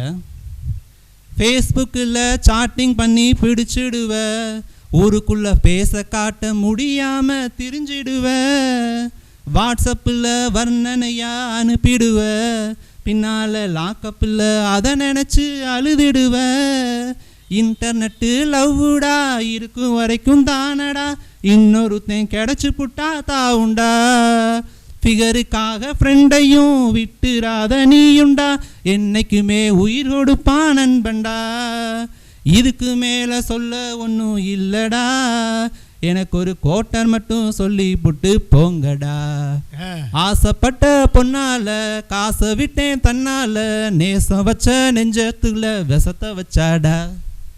மிச்ச பாட்டை யூடியூப்ல முடிஞ்சா சிரிக்காம பாருங்க, டவுன்லோட் பண்ணி பாருங்க, காசு கட்டி டவுன்லோட் பண்ணுங்க. இன்று போதைக்காக தடமாறிய இளைஞர்கள் மது என்ற கொடிய அரக்கனின் பிடியில் சிக்கி தவிக்கிறார்கள். உப்பில்லாத பண்டம் குப்பையிலே.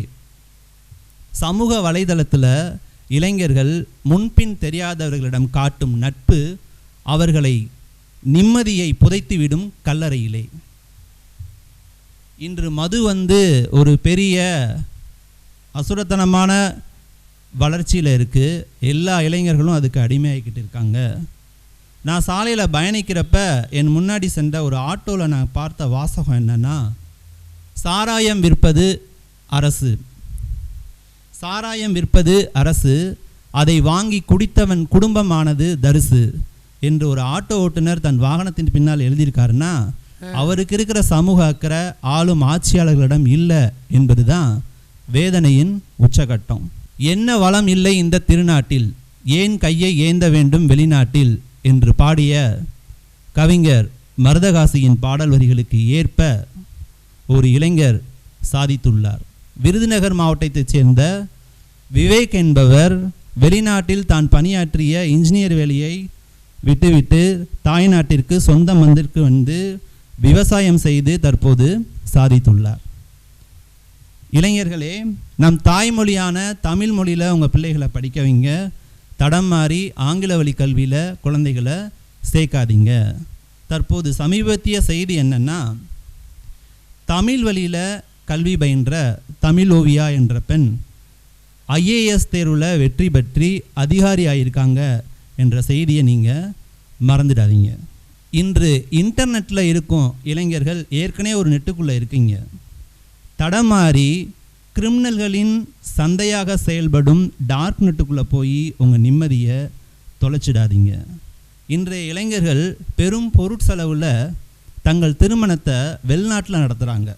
அதுக்கு பேர் டெஸ்டினேஷன் மேரேஜாம். நீங்கள் நம்ம நாட்டில் திருமணம் நடத்துங்க. அப்போ தான் திருமணத்தை சார்ந்த பணிகளை செய்யும் தொழிலாளர்களுக்கு வேலை கிடைக்கும், வேலை வாய்ப்பு உருவாகும். நிறைவு பேச்சா நான் என்ன சொல்லிக்கிறேன் அப்படின்னா, கலாச்சார சீர்கழிவை ஏற்படுத்தும் ஹாப்பி ஸ்ட்ரீட்டு, பஸ் டே போன்ற நிகழ்ச்சிகள்லாம் கலந்துக்கிறாதீங்க. எழுமின் விழுமின் கருதிய கருமம் கைகூடும் வரை அயராது உழைமின் என்று கூறிய விவேகானந்தரின் வைர வரிகளுடன் என் பேச்சை நிறைவு செய்கிறேன். நன்றி, வணக்கம். ஒரு அற்புதமான ஒரு சாந்தமான ஒரு உரை, அப்படிதான் சொல்ல வேண்டும். இன்னைக்கு அழகாக ஒரு விஷயத்தை தொட்டார். ஹாப்பி ஸ்ட்ரீட் எங்கே இருந்தாங்க கிளம்பி வர்றாங்கன்னு தெரியல. அந்த தெருவில் நம்ம தனியாக நடந்து போய்கிட்டு இருக்கிறோம். திடீர்னு ஒரு நாள் பார்த்திங்கன்னா ஹாப்பி ஸ்ட்ரீட்டுன்னு போட்டு விதவிதமாக, அடே அப்பா, அன்னைக்கு தான் உலகத்தில் எப்படி ஆடைகள்லாம் கண்டுபிடிச்சிருக்காங்கன்னு தெரியுது. இவ்வளோ நாள் என்ன பண்ணாங்கன்னு தெரியல. கலாச்சாரம் போகிறான், மோதுறான், இடிக்கிறான், என்னடா பண்ணுறாங்கன்னே தெரியல. என்னடானா ஹாப்பியாக இருக்கும், ஹாப்பியாக இருக்கும். காலையில் சாதாரணமாக 8 மணிக்கு எந்திரிக்க மாட்டேன், ஆனால் ஹாப்பி ஸ்ட்ரீட்டில் 6 மணிக்கே வந்து நிற்கிறான். எதையோ தேடுறான். ஐயா அழகா சொன்னார், எதையோ தேடுறேன், எதுவுமே உனக்கு கிடைக்க மாட்டேது. தடம் மாறுதல் அங்கே தானே தொடங்குது.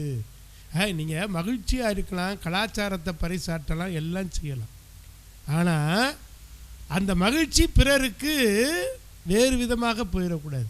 அப்படி போகிற பொழுது தான் அவன் தடம் மாறுகிறார்கள் அப்படின்னு நம்ம சொல்கிறோம். நிறையா விஷயத்தை எடுத்து வச்சுட்டார். ஆமாம், அண்ணாமலை சைக்கிள் திடீர்னு பைக்காக மாறிச்சான். ஆசைப்பட்டு ஏறிக்கிட்டு ஐயாவோட பைக்கில்ன்றேன். அவன் சைக்கிள்ங்கிறேன், அவன் பைக்குங்கிறேன். அது மாதிரி தடம் மாதிரி போய்கிட்டே இருக்காங்க. அதுக்கு ரொம்ப அழகாக சொன்னார், இன்டர்நெட் அடையப்பா இன்ஸ்டன்ட்டு கல்யாணம்ங்கிறேன். நீங்கள் அது வந்துருச்சு இன்னைக்கு. இன்டர்நெட்லேயே கல்யாணம் முடிச்சுக்கிறான். லிவிங் டுகெதருங்கிறான். லிவிங் டுகெதர் என்னடா ஒன்றும் புரியலடா எங்களுக்கு. நாங்கள்லாம் அடித்தாலும் மிதித்தாலும் ஒரு மனைவியோட சந்தோஷமாக வாழ்ந்துக்கிட்டு இருக்கோம். அது செய்தியாக வரமாட்டேது. இவங்க பண்ணுற இன்ஸ்டன்ட் மேரேஜ் எல்லாம் செய்தியாக வருகிறது. 33 வருஷம் வாழ முடியுமா கஜேந்திரன்? வாழ்ந்துக்கிட்டு இருக்கோம்ல. வேற்றுமையில் தானே ஒற்றுமை, அதில் தானே ஓடிக்கிட்டு கொண்டிருக்கிறது வாழ்க்கை. அடித்தாலும் பிடிச்சாலும். ஆனால் இங்கே இன்ஸ்டன்ட் மேரேஜாம். அவங்களே ஒரு பாஸ்வேர்டு கொடுத்து சேருவாங்களாம், அப்புறம் பிடிக்கலன்னா அவங்களே வெளியேறிக்கிடுவாங்களாம். ரொம்ப அழகாக சொன்னார். முகநூலில் முகத்தை காமிக்காமலே, அதுக்கு பேர் முகநூல், முகத்தை காமிக்காமலே பொய் முகத்தை காமிச்சு காதலிக்கிறாங்க அப்படின்னு ரொம்ப அழகாக பதிவு பண்ணியிருக்கிறாரு. நம்மளாக பேசி ஒரு முடிவுக்கு வர முடியாது. ஒரு கவிதாயினி செல்வமீனால் தான் வரணும். வாங்க. செந்தமிழை தேனூற்றே தெவிட்டாத தள்ளமுதே அருந்தமிழை அமுத ஊற்றே அட்சய பாத்திரமே, உன்னை நினைத்தால் உடலெல்லாம் சிலிர்க்குதம்மா. கொஞ்சம் தமிழே உன்னை துதித்தாள், தினம் நினைத்தாள், மனம் பதித்தாள், துயர் விடுமே நலம் பெருமே தனம் தருமே என்று என் அன்னை தமிழ் வணங்கி. இன்றைய தலைப்பு, இளைஞர்கள் தடுமாறுகிறார்களா தடம் மாறுகிறார்களா?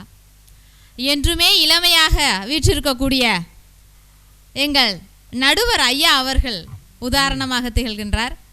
அவர்களுக்கு அதாவது ஊக்கத்தையும் உத்வேகத்தையும் அளித்து கொண்டிருக்கக்கூடிய நடுவர் ஐயா அவர்களுக்கு எனது வணக்கங்களை உரித்தாக்கிக் கொள்கிறேன். மேலும் தடுமாறுகிறார்களா, தடம் மாறுகிறார்களா என்று பேசிக்கொண்டிருக்கும், பேசி அமர்ந்திருக்கும் எனது இரு அணிகளுக்கும் வாழ்த்துக்களையும் இளைஞர் தின பாராட்டுகளையும் உரித்தாக்கிக் கொள்கிறேன். நடுவர் ஐயா அவர்களே, இளைஞர்கள் தடுமாறுகிறார்கள். ஆம், தடுமாறுகிறார்கள். ஏன் தடுமாறுகிறார்கள்? இன்றைய காலகட்டத்தில் கல்வியை தேர்வு செய்வதில் தடுமாறுகிறார்கள். மருத்துவ படிப்பு படிக்கணும்னு ஆசைப்படுறான். ஆமாம், எவனை கேட்டாலும் அதுதான் சொல்கிறேன். நான் டாக்டர் ஆகணும். என்னடா அதுக்கப்புறம் காரில் போவேன், அதுக்கப்புறம் பெரிய ஆஸ்பத்திரி கட்டுவேன். வாழ்க்கையில் நினச்சி கூட பார்க்காத. நாங்கள்லாம் சிறு வயதில் ஏதாவது கேட்டால் மருத்துவர் ஆகிறோம், டீச்சர் ஆகிறோம், கலெக்டர் ஆகிறோம் அப்படின்னு சொல்லுவோம். இன்றைய காலகட்டத்தில் பார்த்தீங்கன்னு சொன்னால் மருத்துவர் அப்படின்னு சொல்லக்கூட அவன் தயக்கம் ஏற்படுகிறது.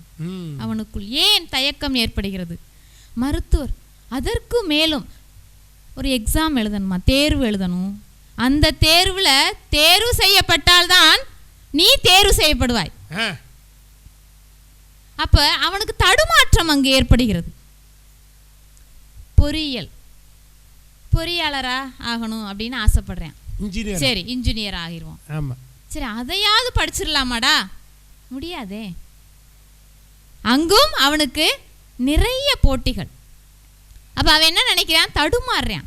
ஆகா, இவ்வளவு 4 வருஷம் படிச்சு 1 வருஷம் ட்ரைனிங் போய் இவ்வளவு பணத்தை கொட்டி கடைசியா போய் கொத்தனாருக்கிட்ட கம்பி கட்டுறதுக்கு நான் நேரடியாகவே கம்பி கட்டிடுறேன்டா.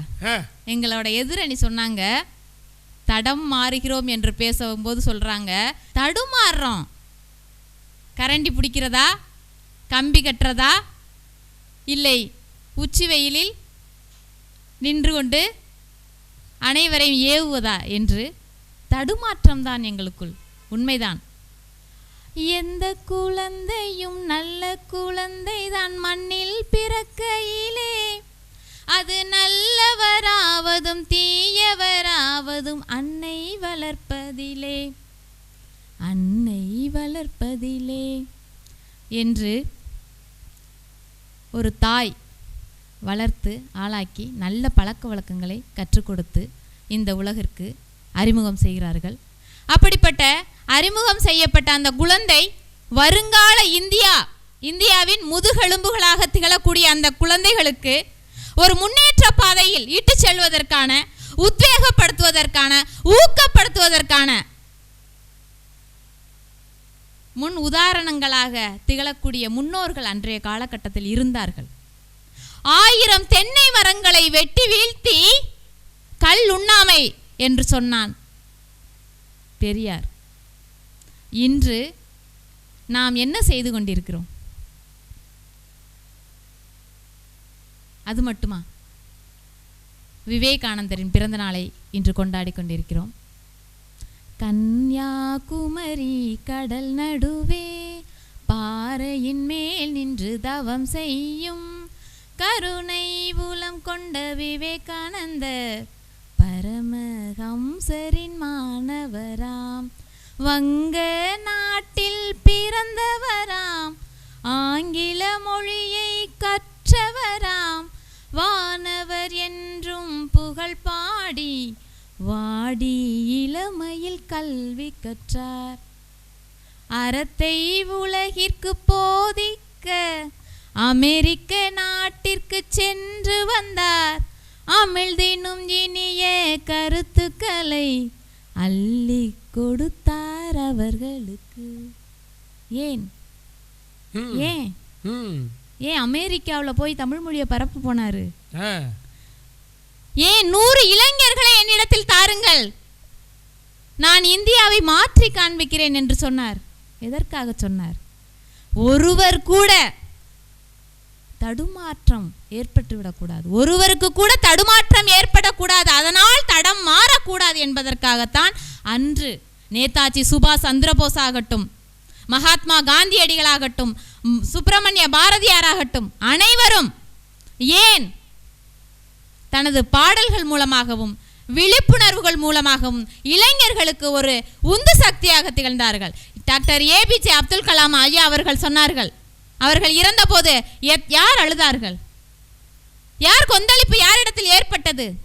இளைஞர்களிடத்தில். அப்ப ஒரு வழிகாட்டிகளாக திகழ்ந்தார்கள்.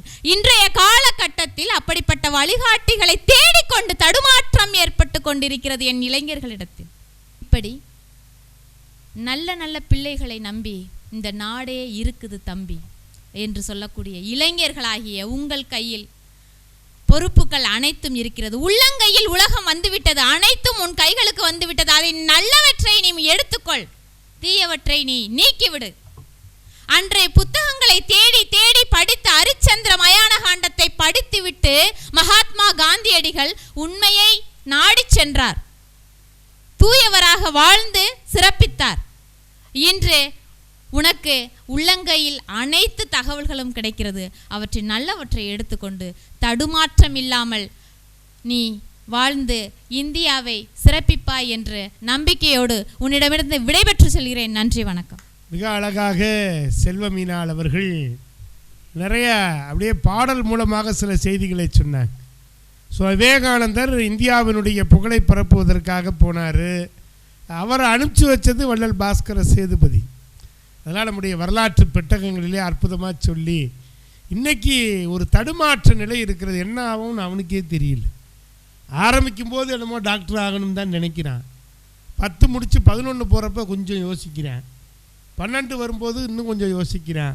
அதுக்கப்புறம் வேணாம் சார், அவன் ஒரு முடிவுக்கு வர்றான். ஒரு தடுமாற்றத்திலே தான் இருக்கிறான். அவன் எங்கே போகிறது எப்படி போகிறது அவனுக்கு தெரியல. ஏன்னா காலச்சூழல் அப்படியே மாறிக்கொண்டே இருக்கிறது. நான் பல பேரை வாழ்க்கையில் பார்த்துருக்கிறேன். அவன் ஆரம்பிக்கிறப்ப ரொம்ப ஆரம்பிப்பான், ஆனால் போய் நிற்கிற இடம் வேறு இடமா நிற்கிறதே. அதுக்கு காரணம் என்ன? தடுமாற்றம் தான். இளைஞர்கள் தடுமாறிக்கொண்டு தான் இருக்கிறார்கள். அவர்களை மாற்றக்கூடிய வல்லமை உள்ள பெரியவர்கள் இல்லை அப்படிங்கிற குற்றச்சாட்டை தான் இந்த அணி வச்சுக்கிட்டே இருக்கிறாங்க. தடம் மாறுதல் அணியில் நிறைவு பேச்சாளர் போற்றுதலுக்குரிய பேராசிரியர் கஜேந்திர நாயகம் இதோ வருகிறார்.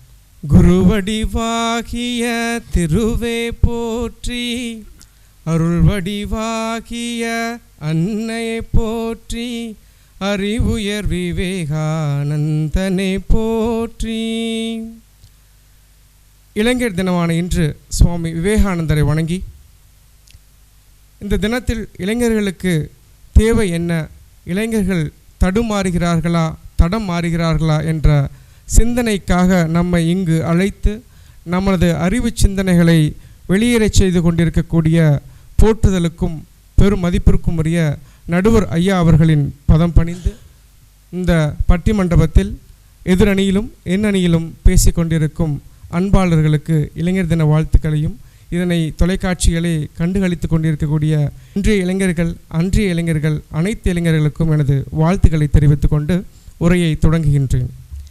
ஐயா, தடுமாற்றம் தடமாற்றம் எதிரணியை பார்த்தாலே தெரியுது, தடுமாறிக்கிட்டே தான் இருக்காங்க.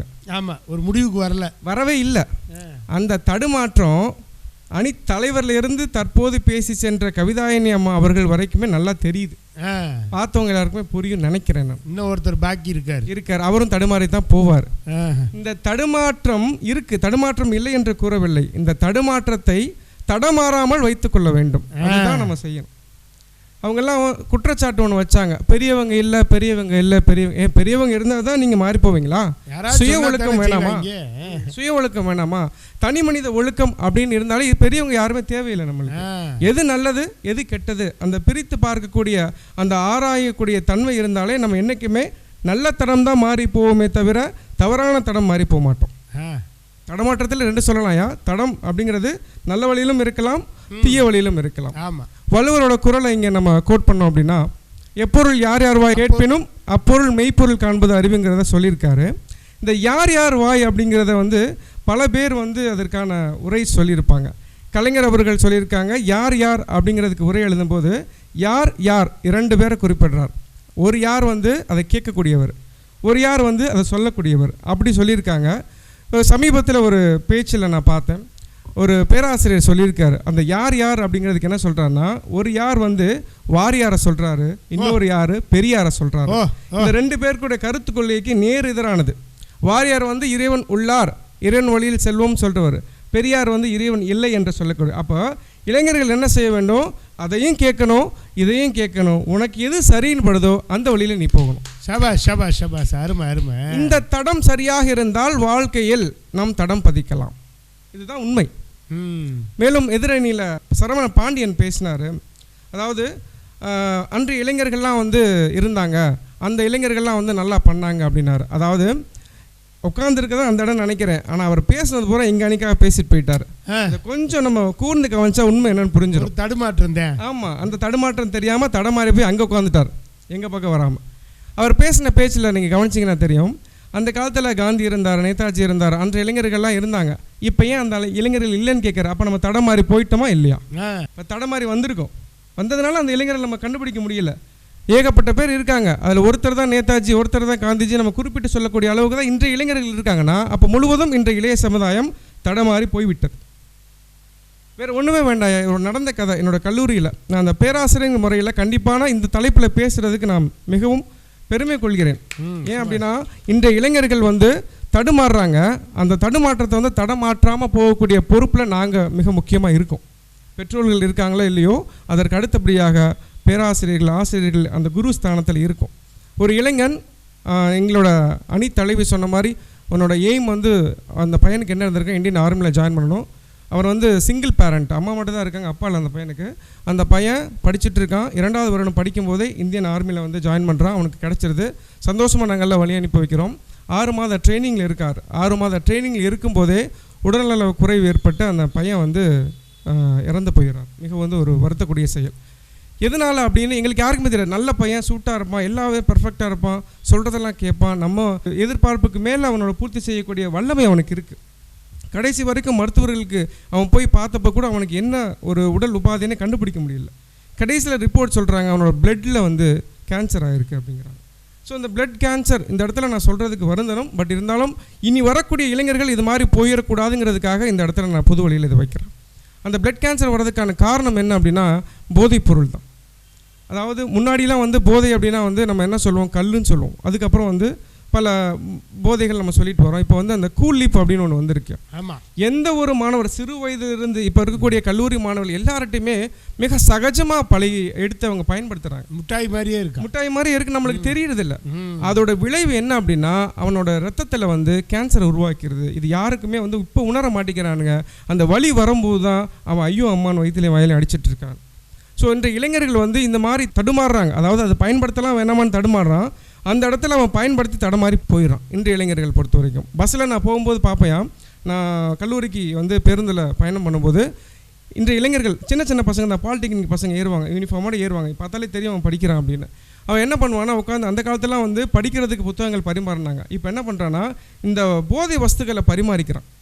அவன் ஒரு 10 ரூபா கொண்டு வரான், இன்னொருத்தன் 10 ரூபா கொண்டு வரான். இப்படி 50 ரூபா சேர்த்து ஒரு ஸ்டாப்பில் இறங்கி பஸ்ஸு இறங்கி எடுக்கிறதுக்குள்ளே அதை வாங்கிட்டு வந்து ஷேர் பண்ணிடுறானுங்க. கண்டிப்பான முறையில் இந்த இளைஞர் சமுதாயம் மிகவும் தடம் மாறி தான் போய் கொண்டு இருக்குங்கிறத வேறு எந்தவித ஐயம் இல்லாமல் இங்கே நிரூபிக்க முடியுமே.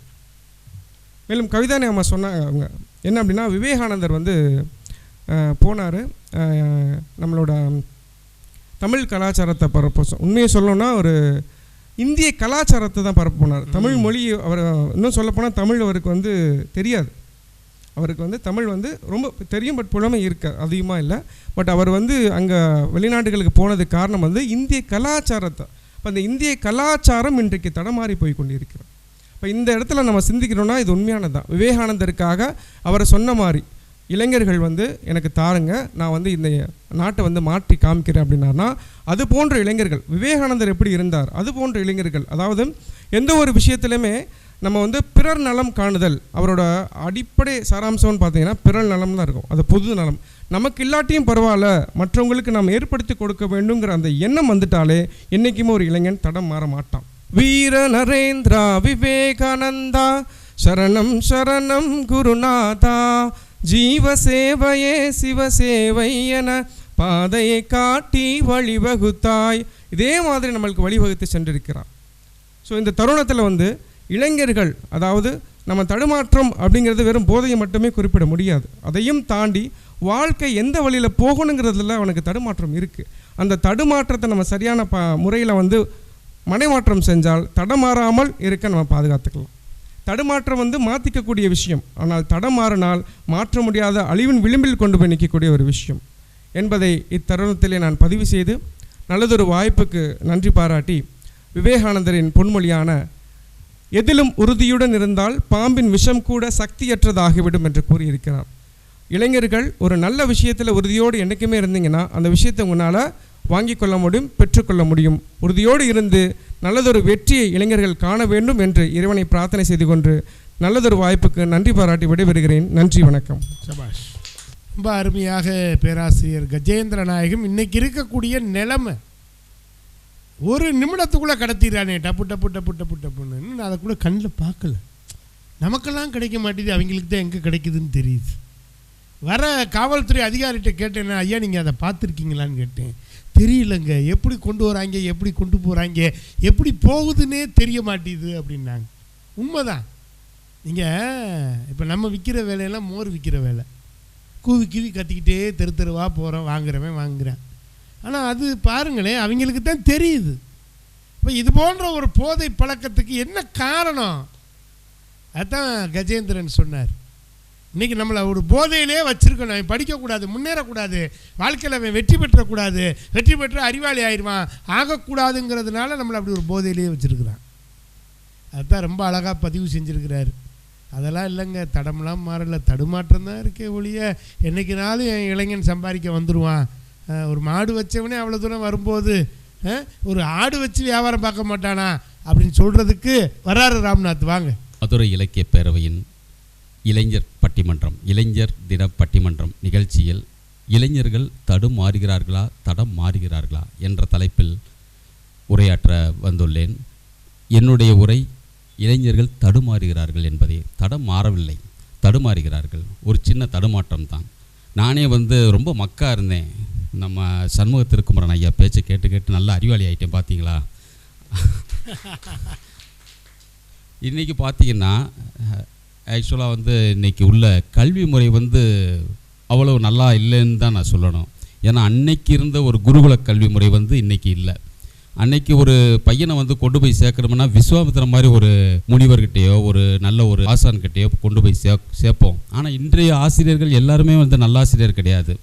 எல்லாருமே நல்ல ஒரு வழிகாட்டிங்கிறது கிடையாது. எல்லாரும் ஊதியம் பெறும் ஒரு ஊழியனாகத்தான் ஆசிரியர்கள் இருக்கிறார்களே ஒழிய இந்த சமுதாயத்தை மேம்பட செய்ய வேண்டும் என்ற நோக்கில் யாரும் இல்லைங்கிறது தான் என்னுடைய முழு வாதம். நான் படித்த கல்லூரியிலேயே படிப்பை சொல்லி தந்தார்கள். ஆனால் ஒரு காம்படிட்டிவ் எக்ஸாமினேஷன் அதை எப்படி ப்ரிப்பேர் பண்ணணும் என்கிற ஒரு விதத்தை அவங்க கற்றுக் கொடுக்கவில்லை என்று தான் நான் சொல்ல வேண்டும். ஏனென்றால் நாம் கல்லூரியை விட்டு வெளியே செல்லும் போது அந்த டிகிரியை மட்டும் கொண்டு செல்லும் மாணவனாக நான் ஒரு மாணவன் இருக்கக்கூடாது. அவனுக்கு அடுத்த படி என்னவென்று அவங்களுக்கு வழிகாட்ட வேண்டும். அது வழிகாட்டிய தவறியதால் தான் எங்களுடைய வகுப்பில் படித்து கொண்டிருந்த வணிகவியல் பாடத்தில் படித்து கொண்டிருந்த ஒரு 50 மாணவர்களில் பார்த்தோம் என்றால் ஒரு 5 மாணவர்கள் தான் ஒரு நல்ல ஒரு சிறந்த வேலைவாய்ப்புக்கு சென்றிருக்கிறார்கள். மீதி 45 மாணவர்கள் பின்தங்கிய நிலையில் தான் இன்றும் இருக்கிறார்கள் என்பதை இங்கு கூறிக்கொள்ள கடமைப்பட்டுள்ளேன். இனிய உளவாக இன்னாத கூறல் கனி இருப்ப காய் கவர்ந்தற்று. ஆக்சுவலாக பார்த்தீங்கன்னா நம்ம தடுமாறுகிறார்கள் என்று சொல்கிறார்களே, தடுமாறுவதற்கு காரணம் பார்த்தோம்னா ஒரு பள்ளியில் நிகழ்ந்த பள்ளியில் ஒரு வகுப்பறையில் நடந்த நிகழ்வை நான் சொல்லுகின்றேன். ஒரு மாணவன் திடீரென்று, அதாவது இது நாள் வரை அவன் மாஸ்க் போடவில்லை, இன்று மாஸ்க் போட்டுட்டு ஸ்கூலுக்கு வர்றான். அப்போது ஆசிரியர் கேட்குறா, என்னடா இவ்வளோ நாள் மாஸ்க் போடலையே, இன்றைக்கி திடீர்னு மாஸ்க் போட்டு வந்திருக்கியே, என்ன காரணம், கொரோனா காலமும் முடிஞ்சு போச்சேன்னு கேட்டிருக்காரு. இல்லை சார், எனக்கு லைட்டாக மீசம் முளைச்சிருக்கு, அதான் டீச்சர் சொல்லியிருக்காங்க மாஸ்க் போட்டுக்கடா, நீ பிஞ்சிலே பழுத்திருக்குன்னு சொல்லியிருக்காங்க. ஆக்சுவலாக பார்த்தோம்னா ஒரு நல்ல வழிகாட்டக்கூடிய ஆசிரியரே அவனுக்கு தைரியத்தை ஊட்ட வேண்டும். இது இயற்கையாக முளைக்கக்கூடியதா முட்டாப்பேல. இதனால் வந்து ஒரு தப்பு கிடையாது, அவனுக்கு அதை சொல்லணும். அதை சொல்ல விட்டுட்டு இப்படி சொல்கிறது வந்து தவறு. நம்ம இளைஞர்களுக்கு பார்த்தோம்னா ஒரு அஞ்சாமை வந்து அவனுக்கு வந்து உணர்த்துவதற்கு நிறைய கதைகள் இருக்கின்றன. ஆக்சுவலாக நம்ம இன்னைக்கு இளைஞர் தின நிகழ்ச்சியில் வந்து நம்ம சுவாமி விவேகானந்தரை பற்றி கொஞ்சம் ஆராய்வோம். சுவாமி விவேகானந்தர் வந்து கன்னியாகுமரிக்கு வந்து போயிட்டார். ஆனால் அங்கேருந்து அந்த கன்னியாகுமரி பாறைக்கு செல்வதற்கு வந்து காலனா அவர் கையில் இல்லை. அப்போ உள்ள மீனவர்கள்ட்ட எல்லாம் கேட்டு பார்த்தாரு, என்னை அங்கே கொண்டு போய் கரை சேர்த்து விட்டுருங்கன்னு. அவங்க யாருமே வந்து அவருக்கு வந்து ஒரு முயற்சி எடுக்கலை. அவர் கொண்டு போய் சேர்த்து என்னடா பண்ண போகிறோம், 10 பைசா கூட கிடையாது இவங்ககிட்டன்ட்டு அவங்க விட்டுட்டாங்க. ஆனால் அவர் வந்து பார்த்தோம்னா தன்னுடைய அஞ்சாமை, தைரியம், ஒரு நம்பிக்கையோடு வந்து அவர் கரை, அது வந்து 1.5 கிலோமீட்டர் இருக்கான். அந்த 1.5 கிலோமீட்டரையும் கடந்து 3 நாட்கள் வந்து பசி பட்டினியோடு வந்து தவம் செய்து அதுக்கப்புறம் தான் சிகோகா மாநாட்டிற்கு சென்று உரையாற்றி இந்திய திருநாட்டினுடைய பெருமையை வந்து பறைசாற்றுகிறார். இது வந்து இக்கால இளைஞர்களுக்கு வந்து ஒரு உத்வேகத்தை, ஒரு நம்பிக்கையை கொடுக்கக்கூடியதாக இருக்கணும். இப்போ உள்ள இளைஞர்கள் பார்த்திங்கன்னா நம்மக்கிட்ட காசு இல்லை, கல்வி இல்லை, படிப்பு இல்லை, அப்படியெல்லாம் நினைக்கிறாங்க. அப்படியெல்லாம் நினைக்கக்கூடாது. இன்று படிக்காத இளைஞர்களும் சரி, படித்த இளைஞர்களும் சரி, தமக்குண்டான நல்ல ஒரு வேலை வாய்ப்பை தேடிக்கொண்டு நல்ல வழிகளில் செல்ல வேண்டும். ஆக்சுவலாக அந்த புகைப்பிடித்தல், கல்லுண்ணுதல், அதாவது ஒயின் ஷாப்புக்கு போகிறது, இதெல்லாம் வந்து பார்த்திங்கன்னா நம்ம வந்து அதுக்குரிய அதனுடைய தீமைகளை வந்து அவனுக்கு எடுத்து உரைக்கணும்.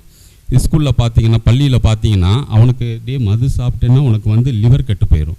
லிவருங்கிறது கல்லீரல், நம்முடைய பாடியுடைய கெமிக்கல் ஃபேக்ட்ரியே அந்த கல்லீரல் தான். அது கெட்டு போயிடுச்சுன்னா உடம்பே வந்து நாசமாக போயிடும்டா, நீ அதை சாப்பிடாதடான்னு அவனுக்கு வந்து அந்த தீமையை வந்து அவனுக்கு முன்கூட்டியே சொல்லணும். புகைப்பிடித்தல் வந்து உன்னுடைய நுரையீரலே ஜல்லடை போட்டுருண்டான்னு அவனுக்கு வந்து எடுத்து சொல்லணும். சொல்லும்போது அவன் வந்து அந்த மாதிரி பரிசு செய்து பார்க்க மாட்டான். அதை நோக்கி அவன் வந்து போக மாட்டான். அதே போல் பார்த்தீங்கன்னா இன்பமும் காதலும், இயற்கை நியதி, ஏற்றத்தாழ்வுகள், மனிதனின் சாதி, பாரில் இயற்கை படைத்ததை எல்லாம் பாவி மனிதன் பிடித்து வைத்தானே என்று காதலில் விழுந்து தன்னுடைய தந்தையோ இல்லாட்டி ஆசிரியனோ அவனுக்கு வந்து அறிவுரை சொல்கிற அளவுக்கு அவனை வந்து விட்டுறக்கூடாது. ஏன்னா அவனுக்கு முன்கூட்டியே சொல்லணும், இதெல்லாம் வந்து நீ வந்து இப்போ வந்து படிக்கிற காலம், அதுக்கப்புறம் நீ கிரகஸ்தானம் ஆகிறதுக்கு முன்னாடி, ஒரு வேலைவாய்ப்பை தேடிக்கொள்கிறதுக்கு முன்னாடி நீ வந்து இந்த மாதிரி ஒரு திருமணம், ஒரு காதல் என்கிறதுல வந்து ஈடுபடண்டான்னு சொல்லி அவனுக்கு வந்து புரிய வைக்கணும். நல்லதொரு வாய்ப்பை வழங்கிய மதுரை இலக்கிய பேரவைக்கு நன்றி கூறி என் உரையை இத்துடன் நிறைவு செய்து கொள்கிறேன். மிகச்சிறப்பான தேசிய இளைஞர் தின விழாவிலே மதுரை இலக்கிய பேரவையும் சன்சரன் சமூக நல அறக்கட்டளையும் இணைந்து இந்த நாளை ஒரு பயனுள்ள நாளாக மாற்றியிருக்கிறார்கள். அப்படித்தான் சொல்ல வேண்டும். பொழுது போக்குகிற நாளை நாம் எதிர்கொண்டிருக்கிற காலகட்டத்திலே பொழுதை ஆக்குகின்ற ஒரு பணியை இலக்கிய பேரவை செய்திருக்கிறது. இதன் மூலமாக இளைஞர்கள் ஒருவர் திருந்தினால் அது மிகப்பெரிய ஒரு வெற்றியாக நாங்கள் கருதுகிறோம். ஏனென்று சொன்னால் இன்றைக்கு இளைய சமுதாயம் எப்படி மாறிப்போயிருக்கிறது. ஒரு காலகட்டத்திலே இளைஞராக இருந்தவர்கள் தான் நாங்கள் எல்லாம். இங்கே பேசுகிற ஒரு சிலரை தவிர மற்றவர்கள் எல்லாம் இளைஞர்கள், மற்றவர்கள் எல்லாம் வயது முதிர்ந்தவர்கள், அப்படித்தான் வைத்துக்கொள்ள வேண்டும். 40 வயது வரை அவர் இளைஞர், அதற்கு மேலே இருக்கக்கூடிய அந்த நிலையில் நம்ம பார்க்கிறோம். அப்போ இளைஞர் சமுதாயம் என்பது நம்ம எல்லாரும் இளைஞர்னு நம்ம சொல்ல முடியாது. 16 வயசு நான் அப்படின்னு 60 வயசு கிளவி சொன்னால் எப்படி இருக்கும்? அது சரியல்ல. 60னா அதுக்குரிய 60 தான். நான் 16 மனதால் 16 அதெல்லாம் முடியாது. உடம்பு இருக்கிறது பாருங்கள், அது எவ்வளோ ஒத்துழைக்க முடியுமோ அந்த சிந்தனைகள் என்பது வேறு. சைக்காலஜியில் சிக்மண்ட் பிராய்டு ரொம்ப அழகாக சொல்லுவார், மனம் சார்ந்த விஷயங்களை தான் இன்றைக்கி நம்ம பார்த்து கொண்டிருக்கிறோம். இளைஞர்களுடைய மனம் எந்த இடத்திலே தடம் மாறுகிறது, எந்த இடத்துல தடுமாறுகிறது. இப்போ ஒரு இளைஞன் வாழ்க்கையில் 13லேருந்து இப்போ ஆரம்பிக்குது. முன்பெல்லாம் 20, 21 தான். எனக்கு ஒரு விஷயம் நல்லா தெரியுது, இந்த சீரழிவுகள், இந்த பிரச்சனைகள் எல்லாம் பள்ளி அளவில் தான் அதிகமாக நடக்குது. கல்லூரிகளுக்கு போகிற பொழுது அவன் ஒரு கட்டத்திலே தன்னை ஒரு மெருகு கூட்டி கொள்ளுகிறான். நமக்கு வாழ்க்கை இருக்குது, நமக்கு குடும்பம் இருக்குது அப்படின்லாம் நினைக்க தொடங்கிட்டான். திடீர்னு அவன் கல்லூரி காலம் போகிற பொழுது அவங்க அப்பா இறந்துட்டார்னு வச்சுக்கோங்க, குடும்பத்தினுடைய ஒட்டுமொத்த சுமையும் அவன் மேலே வந்துடுது. சகோதரியை கட்டி கொடுக்கணும். ஒரு வீட்டில் அப்படி தான் ஒரு சம்பவம். ஹாஸ்டலில் படிச்சுக்கிட்டு இருக்கிறான். அவங்க அப்பா இறந்துடுறாரு. வீட்டுக்கு வர்றான். வீட்டுக்கு வந்த உடனே அவனுக்கு கடுமையான கோபம். அவங்க அம்மா வந்து சரி புள்ள வந்திருக்கிறான், கோபமாக இருக்கிறான் அப்படின்னு சொல்லி அவனுக்கு போய் இருக்கிறத போட்டு கடனை உடனே வாங்கி கறிக்கஞ்சி போடலான்னு சொல்லி கறி வாங்கிட்டு வந்து கொடுத்து சாப்பிட்றான்னு சொல்கிறப்ப அவனுக்கு கோபம் பயங்கரமாக வருது. என்ன குழம்பு வச்சுருக்குற? நான் ஹாஸ்டலில் எப்படி சாப்பிட்ருக்கேன் தெரியுமா? என்ன நீ சாப்பாடு வச்சுருக்கிற? இத்தனை நாள் கழிச்ச வரை மனுஷனுக்கு நாக்கு செத்து போச்சு அப்படி இப்படின்னு திட்டி தட்டை தள்ளி விட்டு வெளியே வந்துட்டான். அவனோட தங்கச்சி அவள் பாவாடையில் கிழிசல் தான் அதிகம். அவள் அழுதுகிட்டே வந்து சொன்னான், என்னென்ன அம்மா எவ்வளோ கஷ்டப்படுது தெரியுமா? அம்மா போய் ஒரு சமையல் வேலை பார்த்தா தான் சாப்பாடு. கஷ்டப்பட்டு கடனை உடனே வாங்கி கறியை வாங்கிட்டு வந்து அம்மா கொடுக்குது. உனக்காகத்தானே நீ செய்யுது, அதை சாப்பிட்டா என்னன்னே? அவன் சொல்கிறான், என்ன நீயுமே என்னை புரிஞ்சுக்கல. அம்மா உழைக்கிறேன்னு சொல்லிட்டு நல்லதை சாப்பிட்ருக்காது. எனக்கு எங்கிட்டாவது ஏதாவது கிடச்சிரும், அதனால் நான் சாப்பிட்ருவேன். நீங்களாம் சாப்பிடுங்கிறதுக்காகத்தான் அதை விட்டுட்டு போனேன்னா. அப்படி இளைஞனும் இன்றைக்கி இருக்கிறான். குடும்ப பாரத்தை தூக்கி நிறுத்தக்கூடிய இளைஞர்கள் நிறைய பேர் இருக்கிறான். விதிவசத்தினால அப்பா தவறு செஞ்சு அப்பா ஏதோ ஒரு விதத்தில் போகிறார். பயன்படாமல் போகிற பொழுது அந்த குடும்பத்தை தூக்கி நிறுத்துகிற பொறுப்பு அவனுக்கு வந்துடுது. அது ஆணாக இருந்தாலும் சரி பெண்ணாக இருந்தாலும் சரி விதிவிலக்கு கிடையாது. அப்போ சந்தர்ப்ப சூழ்நிலையில் தான் மனுஷன் மாறுறாங்கிறது திட்டவட்டமாக தெரியுது. அப்போ ஒரு வளமான ஒரு சூழல் அவனுக்கு அமைக்கிற பொழுது அவன் தடம் மாறுகிறான். வறுமையான ஒரு சூழத்திலே அவன் தள்ளப்படுகிற பொழுது அந்த இடத்துல அவன் தடுமாறுகிறான். அவனுடைய லட்சியத்திலே தடுமாற்றம் வருகிறது, அவனுடைய கொள்கையிலே தடுமாற்றம் வருகிறது. நான் இப்படியெல்லாம் ஆக வேண்டும் என்று நினைத்தவன் குடும்பத்தை நினைத்து விட்டு அதையெல்லாம் கட்டி போட்டுக்கிட்டு தன்னுடைய சகோதரியை கட்டி கொடுக்க வேண்டும், என் அம்மாவுக்கு ஒரு நல்ல வைத்தியம் தர வேண்டும் என்று அந்த இடத்துல அவன் கொள்கையிலிருந்து தடுமாறுகிறான். ஆனால் வளமான ஒரு வீட்டிலே பிறக்கிறவன் அவனுக்கு பிறகு கொள்கையெல்லாம் கிடையாது. அவன் தாங்கட்டது பத்தலைன்னு அடுத்தவனையும் கெடுப்பான். டீ கடைக்கு போகிறோம், டீ கடையில் நின்று ஒரு டீ சாப்பிட்லாம், ஒரு பிஸ்கட் சாப்பிட்லாம். இது அவனுடைய பசியை ஆற்றுற வேலை. அதுக்கு அடுத்து ஒரு வேலை பார்க்குறான் பாருங்க. அது சும்மா இருக்க மாட்டா, பக்கத்தில் இருக்கணுங்க, உங்களுக்கு வேணுமா, என்ன பிராண்டு? அவன் நம்மால் தான் இருக்கானே, ஓசியாக கொடுத்தோம்னா பினாயில் கூட வாங்கி 4 டம்ளர் அடிப்பேன். அப்படி ஆள் உடனே அதை வாங்குறான், இழுக்கிறான். இது செல்வத்தின் மூலமாக வருகிற போதை. ஒரு பையன் புதுசாக கல்லூரிக்கு வர்றான், ஒரு பைக் எடுத்துகிட்டு வந்துட்டான். அது அப்பா 4 லட்ச ரூபாய்க்கு பைக் வாங்கி கொடுத்துருக்குறாரு. பைக்கை வாழ்க்கையில் பார்க்காமே ஒருத்தன் இருப்பான். அவனுக்கு ஒரு ஆசை வரும். என்ன ஆசை வரும்? அந்த பைக்கில் ஏறி உட்காந்துடலாமா? அந்த பைக்கில் ஏறி அவனுக்கு ஓட்ட தெரியாது அந்த பைக்கை, அதுக்கு தனி டெக்னிக் வேணும்.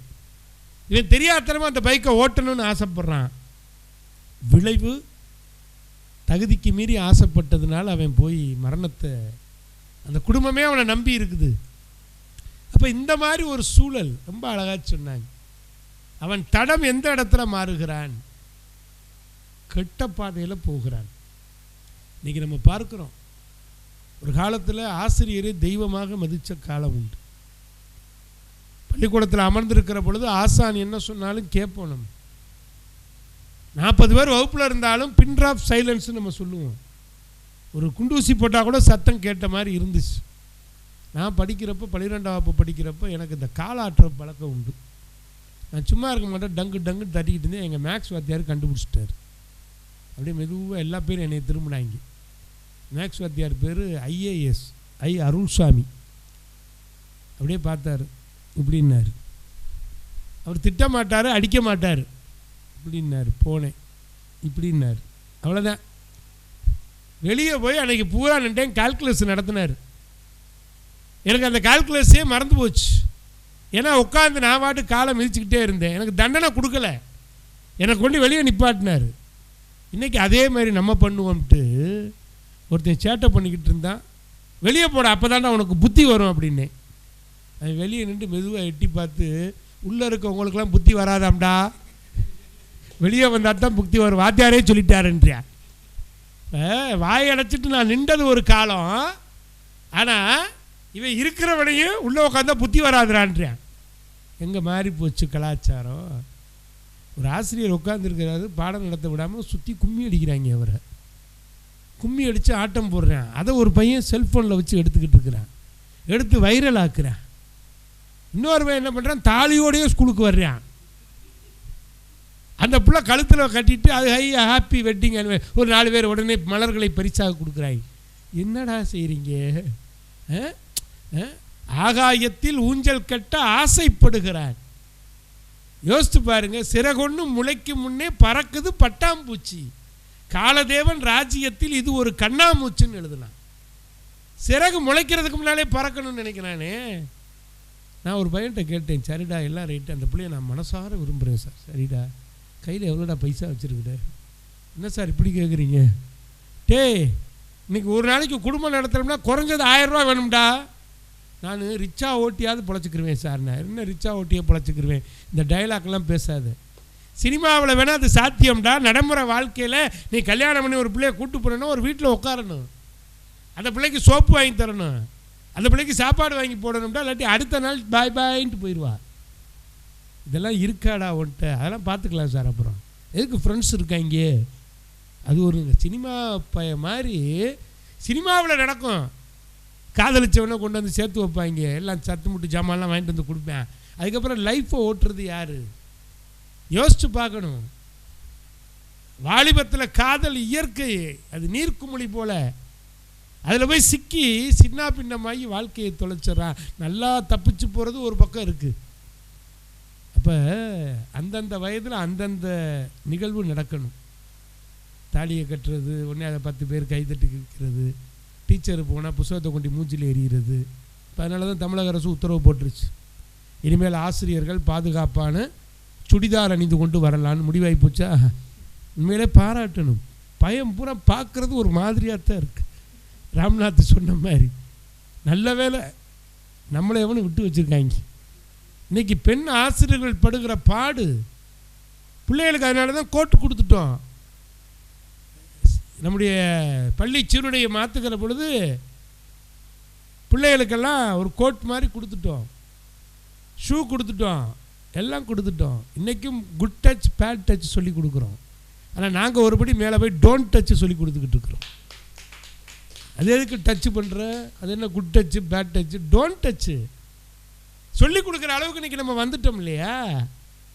குழந்தைங்க ஒரு காலத்தில் பக்கத்தில் நின்று ஆசிரியர்கள்ட்ட பேசுனாங்க, விகற்பம் இல்லை. இன்றைக்கி நான்லாம் அங்கே நிப்பாட்டிடுவேன்.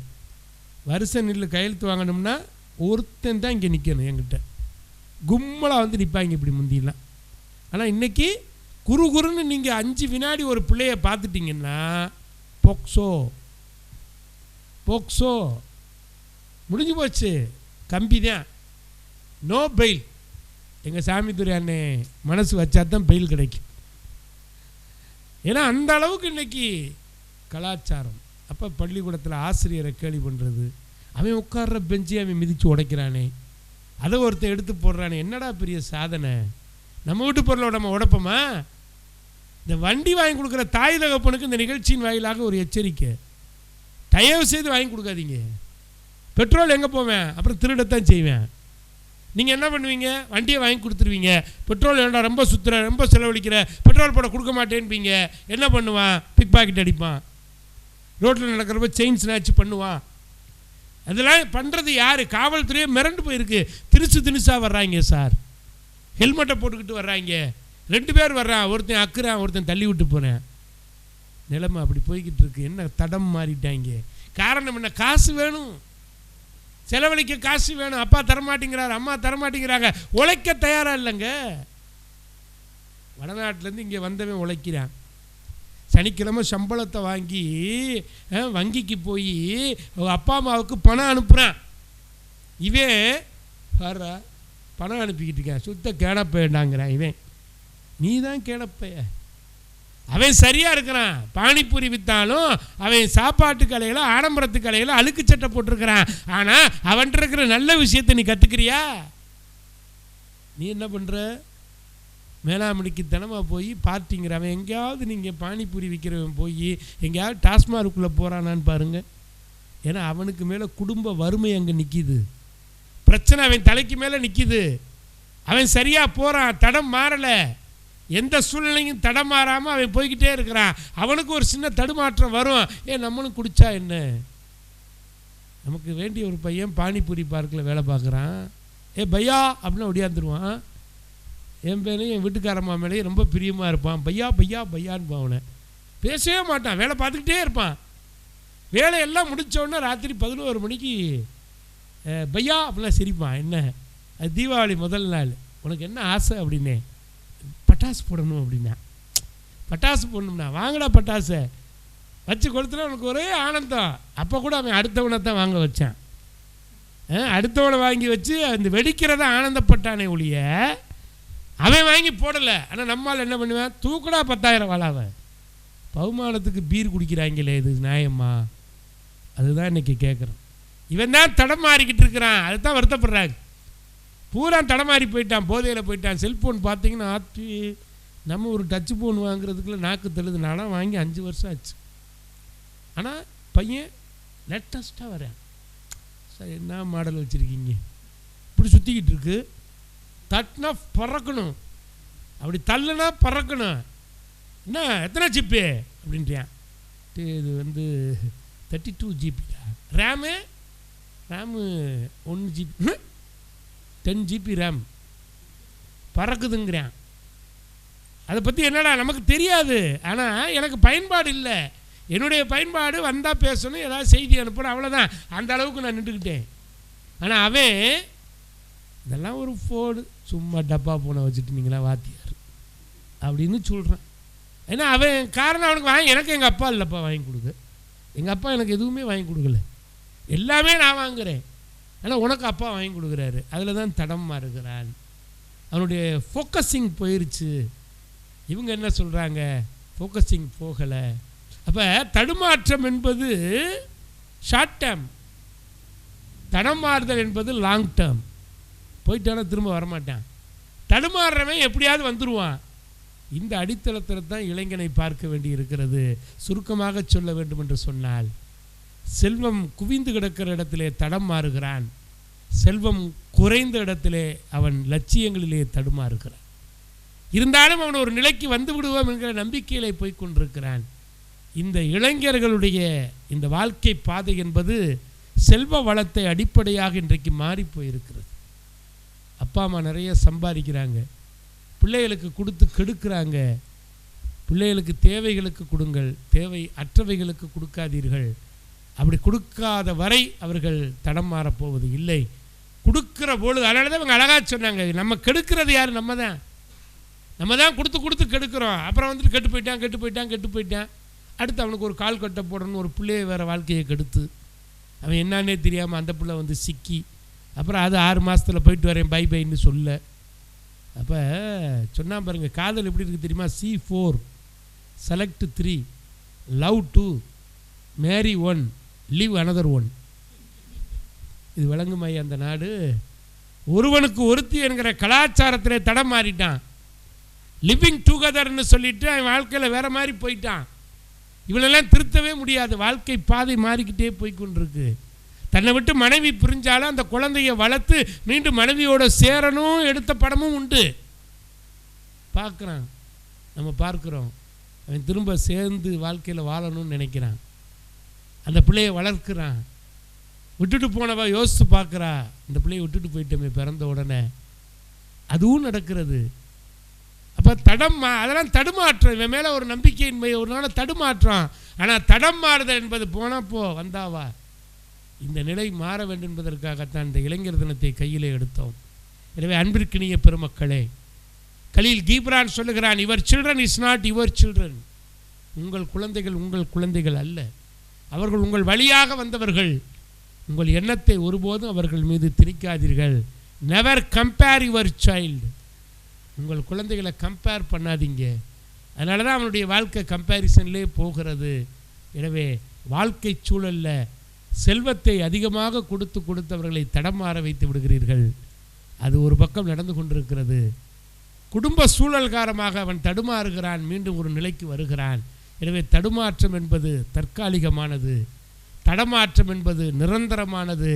எனவே எண்ணருமை இளைஞர்களே, நீங்கள் இப்பொழுது உண்மையிலேயே தடுமாற்றத்திலே 20% போராடினாலும் தடம் மாறியது 80 விழுக்காடு இருக்கிறது. என்ன செய்வோம் என்று தெரியாமலே தடமாறிக் கொண்டிருக்கிறீர்கள். அதிலிருந்து மீள வர வேண்டும். மனம் திரும்புங்கள் என்று நாம் சொல்லியிருக்கிறோம். மனம் திரும்ப வேண்டும் என்று சொன்னால் இளைஞர்கள் திரும்ப வேண்டும், மனத்தை திருப்ப வேண்டும். அதுவரை இளைஞர்கள் தடமாறிக்கொண்டுதான் இருக்கிறார்கள். அவர்கள் தடம் மாறாமல் வாழ வேண்டும் என்பதற்காகத்தான் இந்த பட்டிமன்றம். எனவே தடம் மாறாதீர்கள். தடத்தோடு முன்னோர் நமக்கு வகுத்த அந்த நெறிப்படி வாழ்க்கையை தொடர்ந்தால் என்றும் வெற்றி நிச்சயம். எனவே இந்த இளைஞர் தின விழாவிலே இளைஞர்கள் தடுமாறவில்லை, தடமாறி இருக்கிறார்கள். அவர்கள் மீண்டும் வர வேண்டும் என்கிற வேண்டுதலை வைத்து நிறைவு செய்கிறோம். நன்றி, வணக்கம்.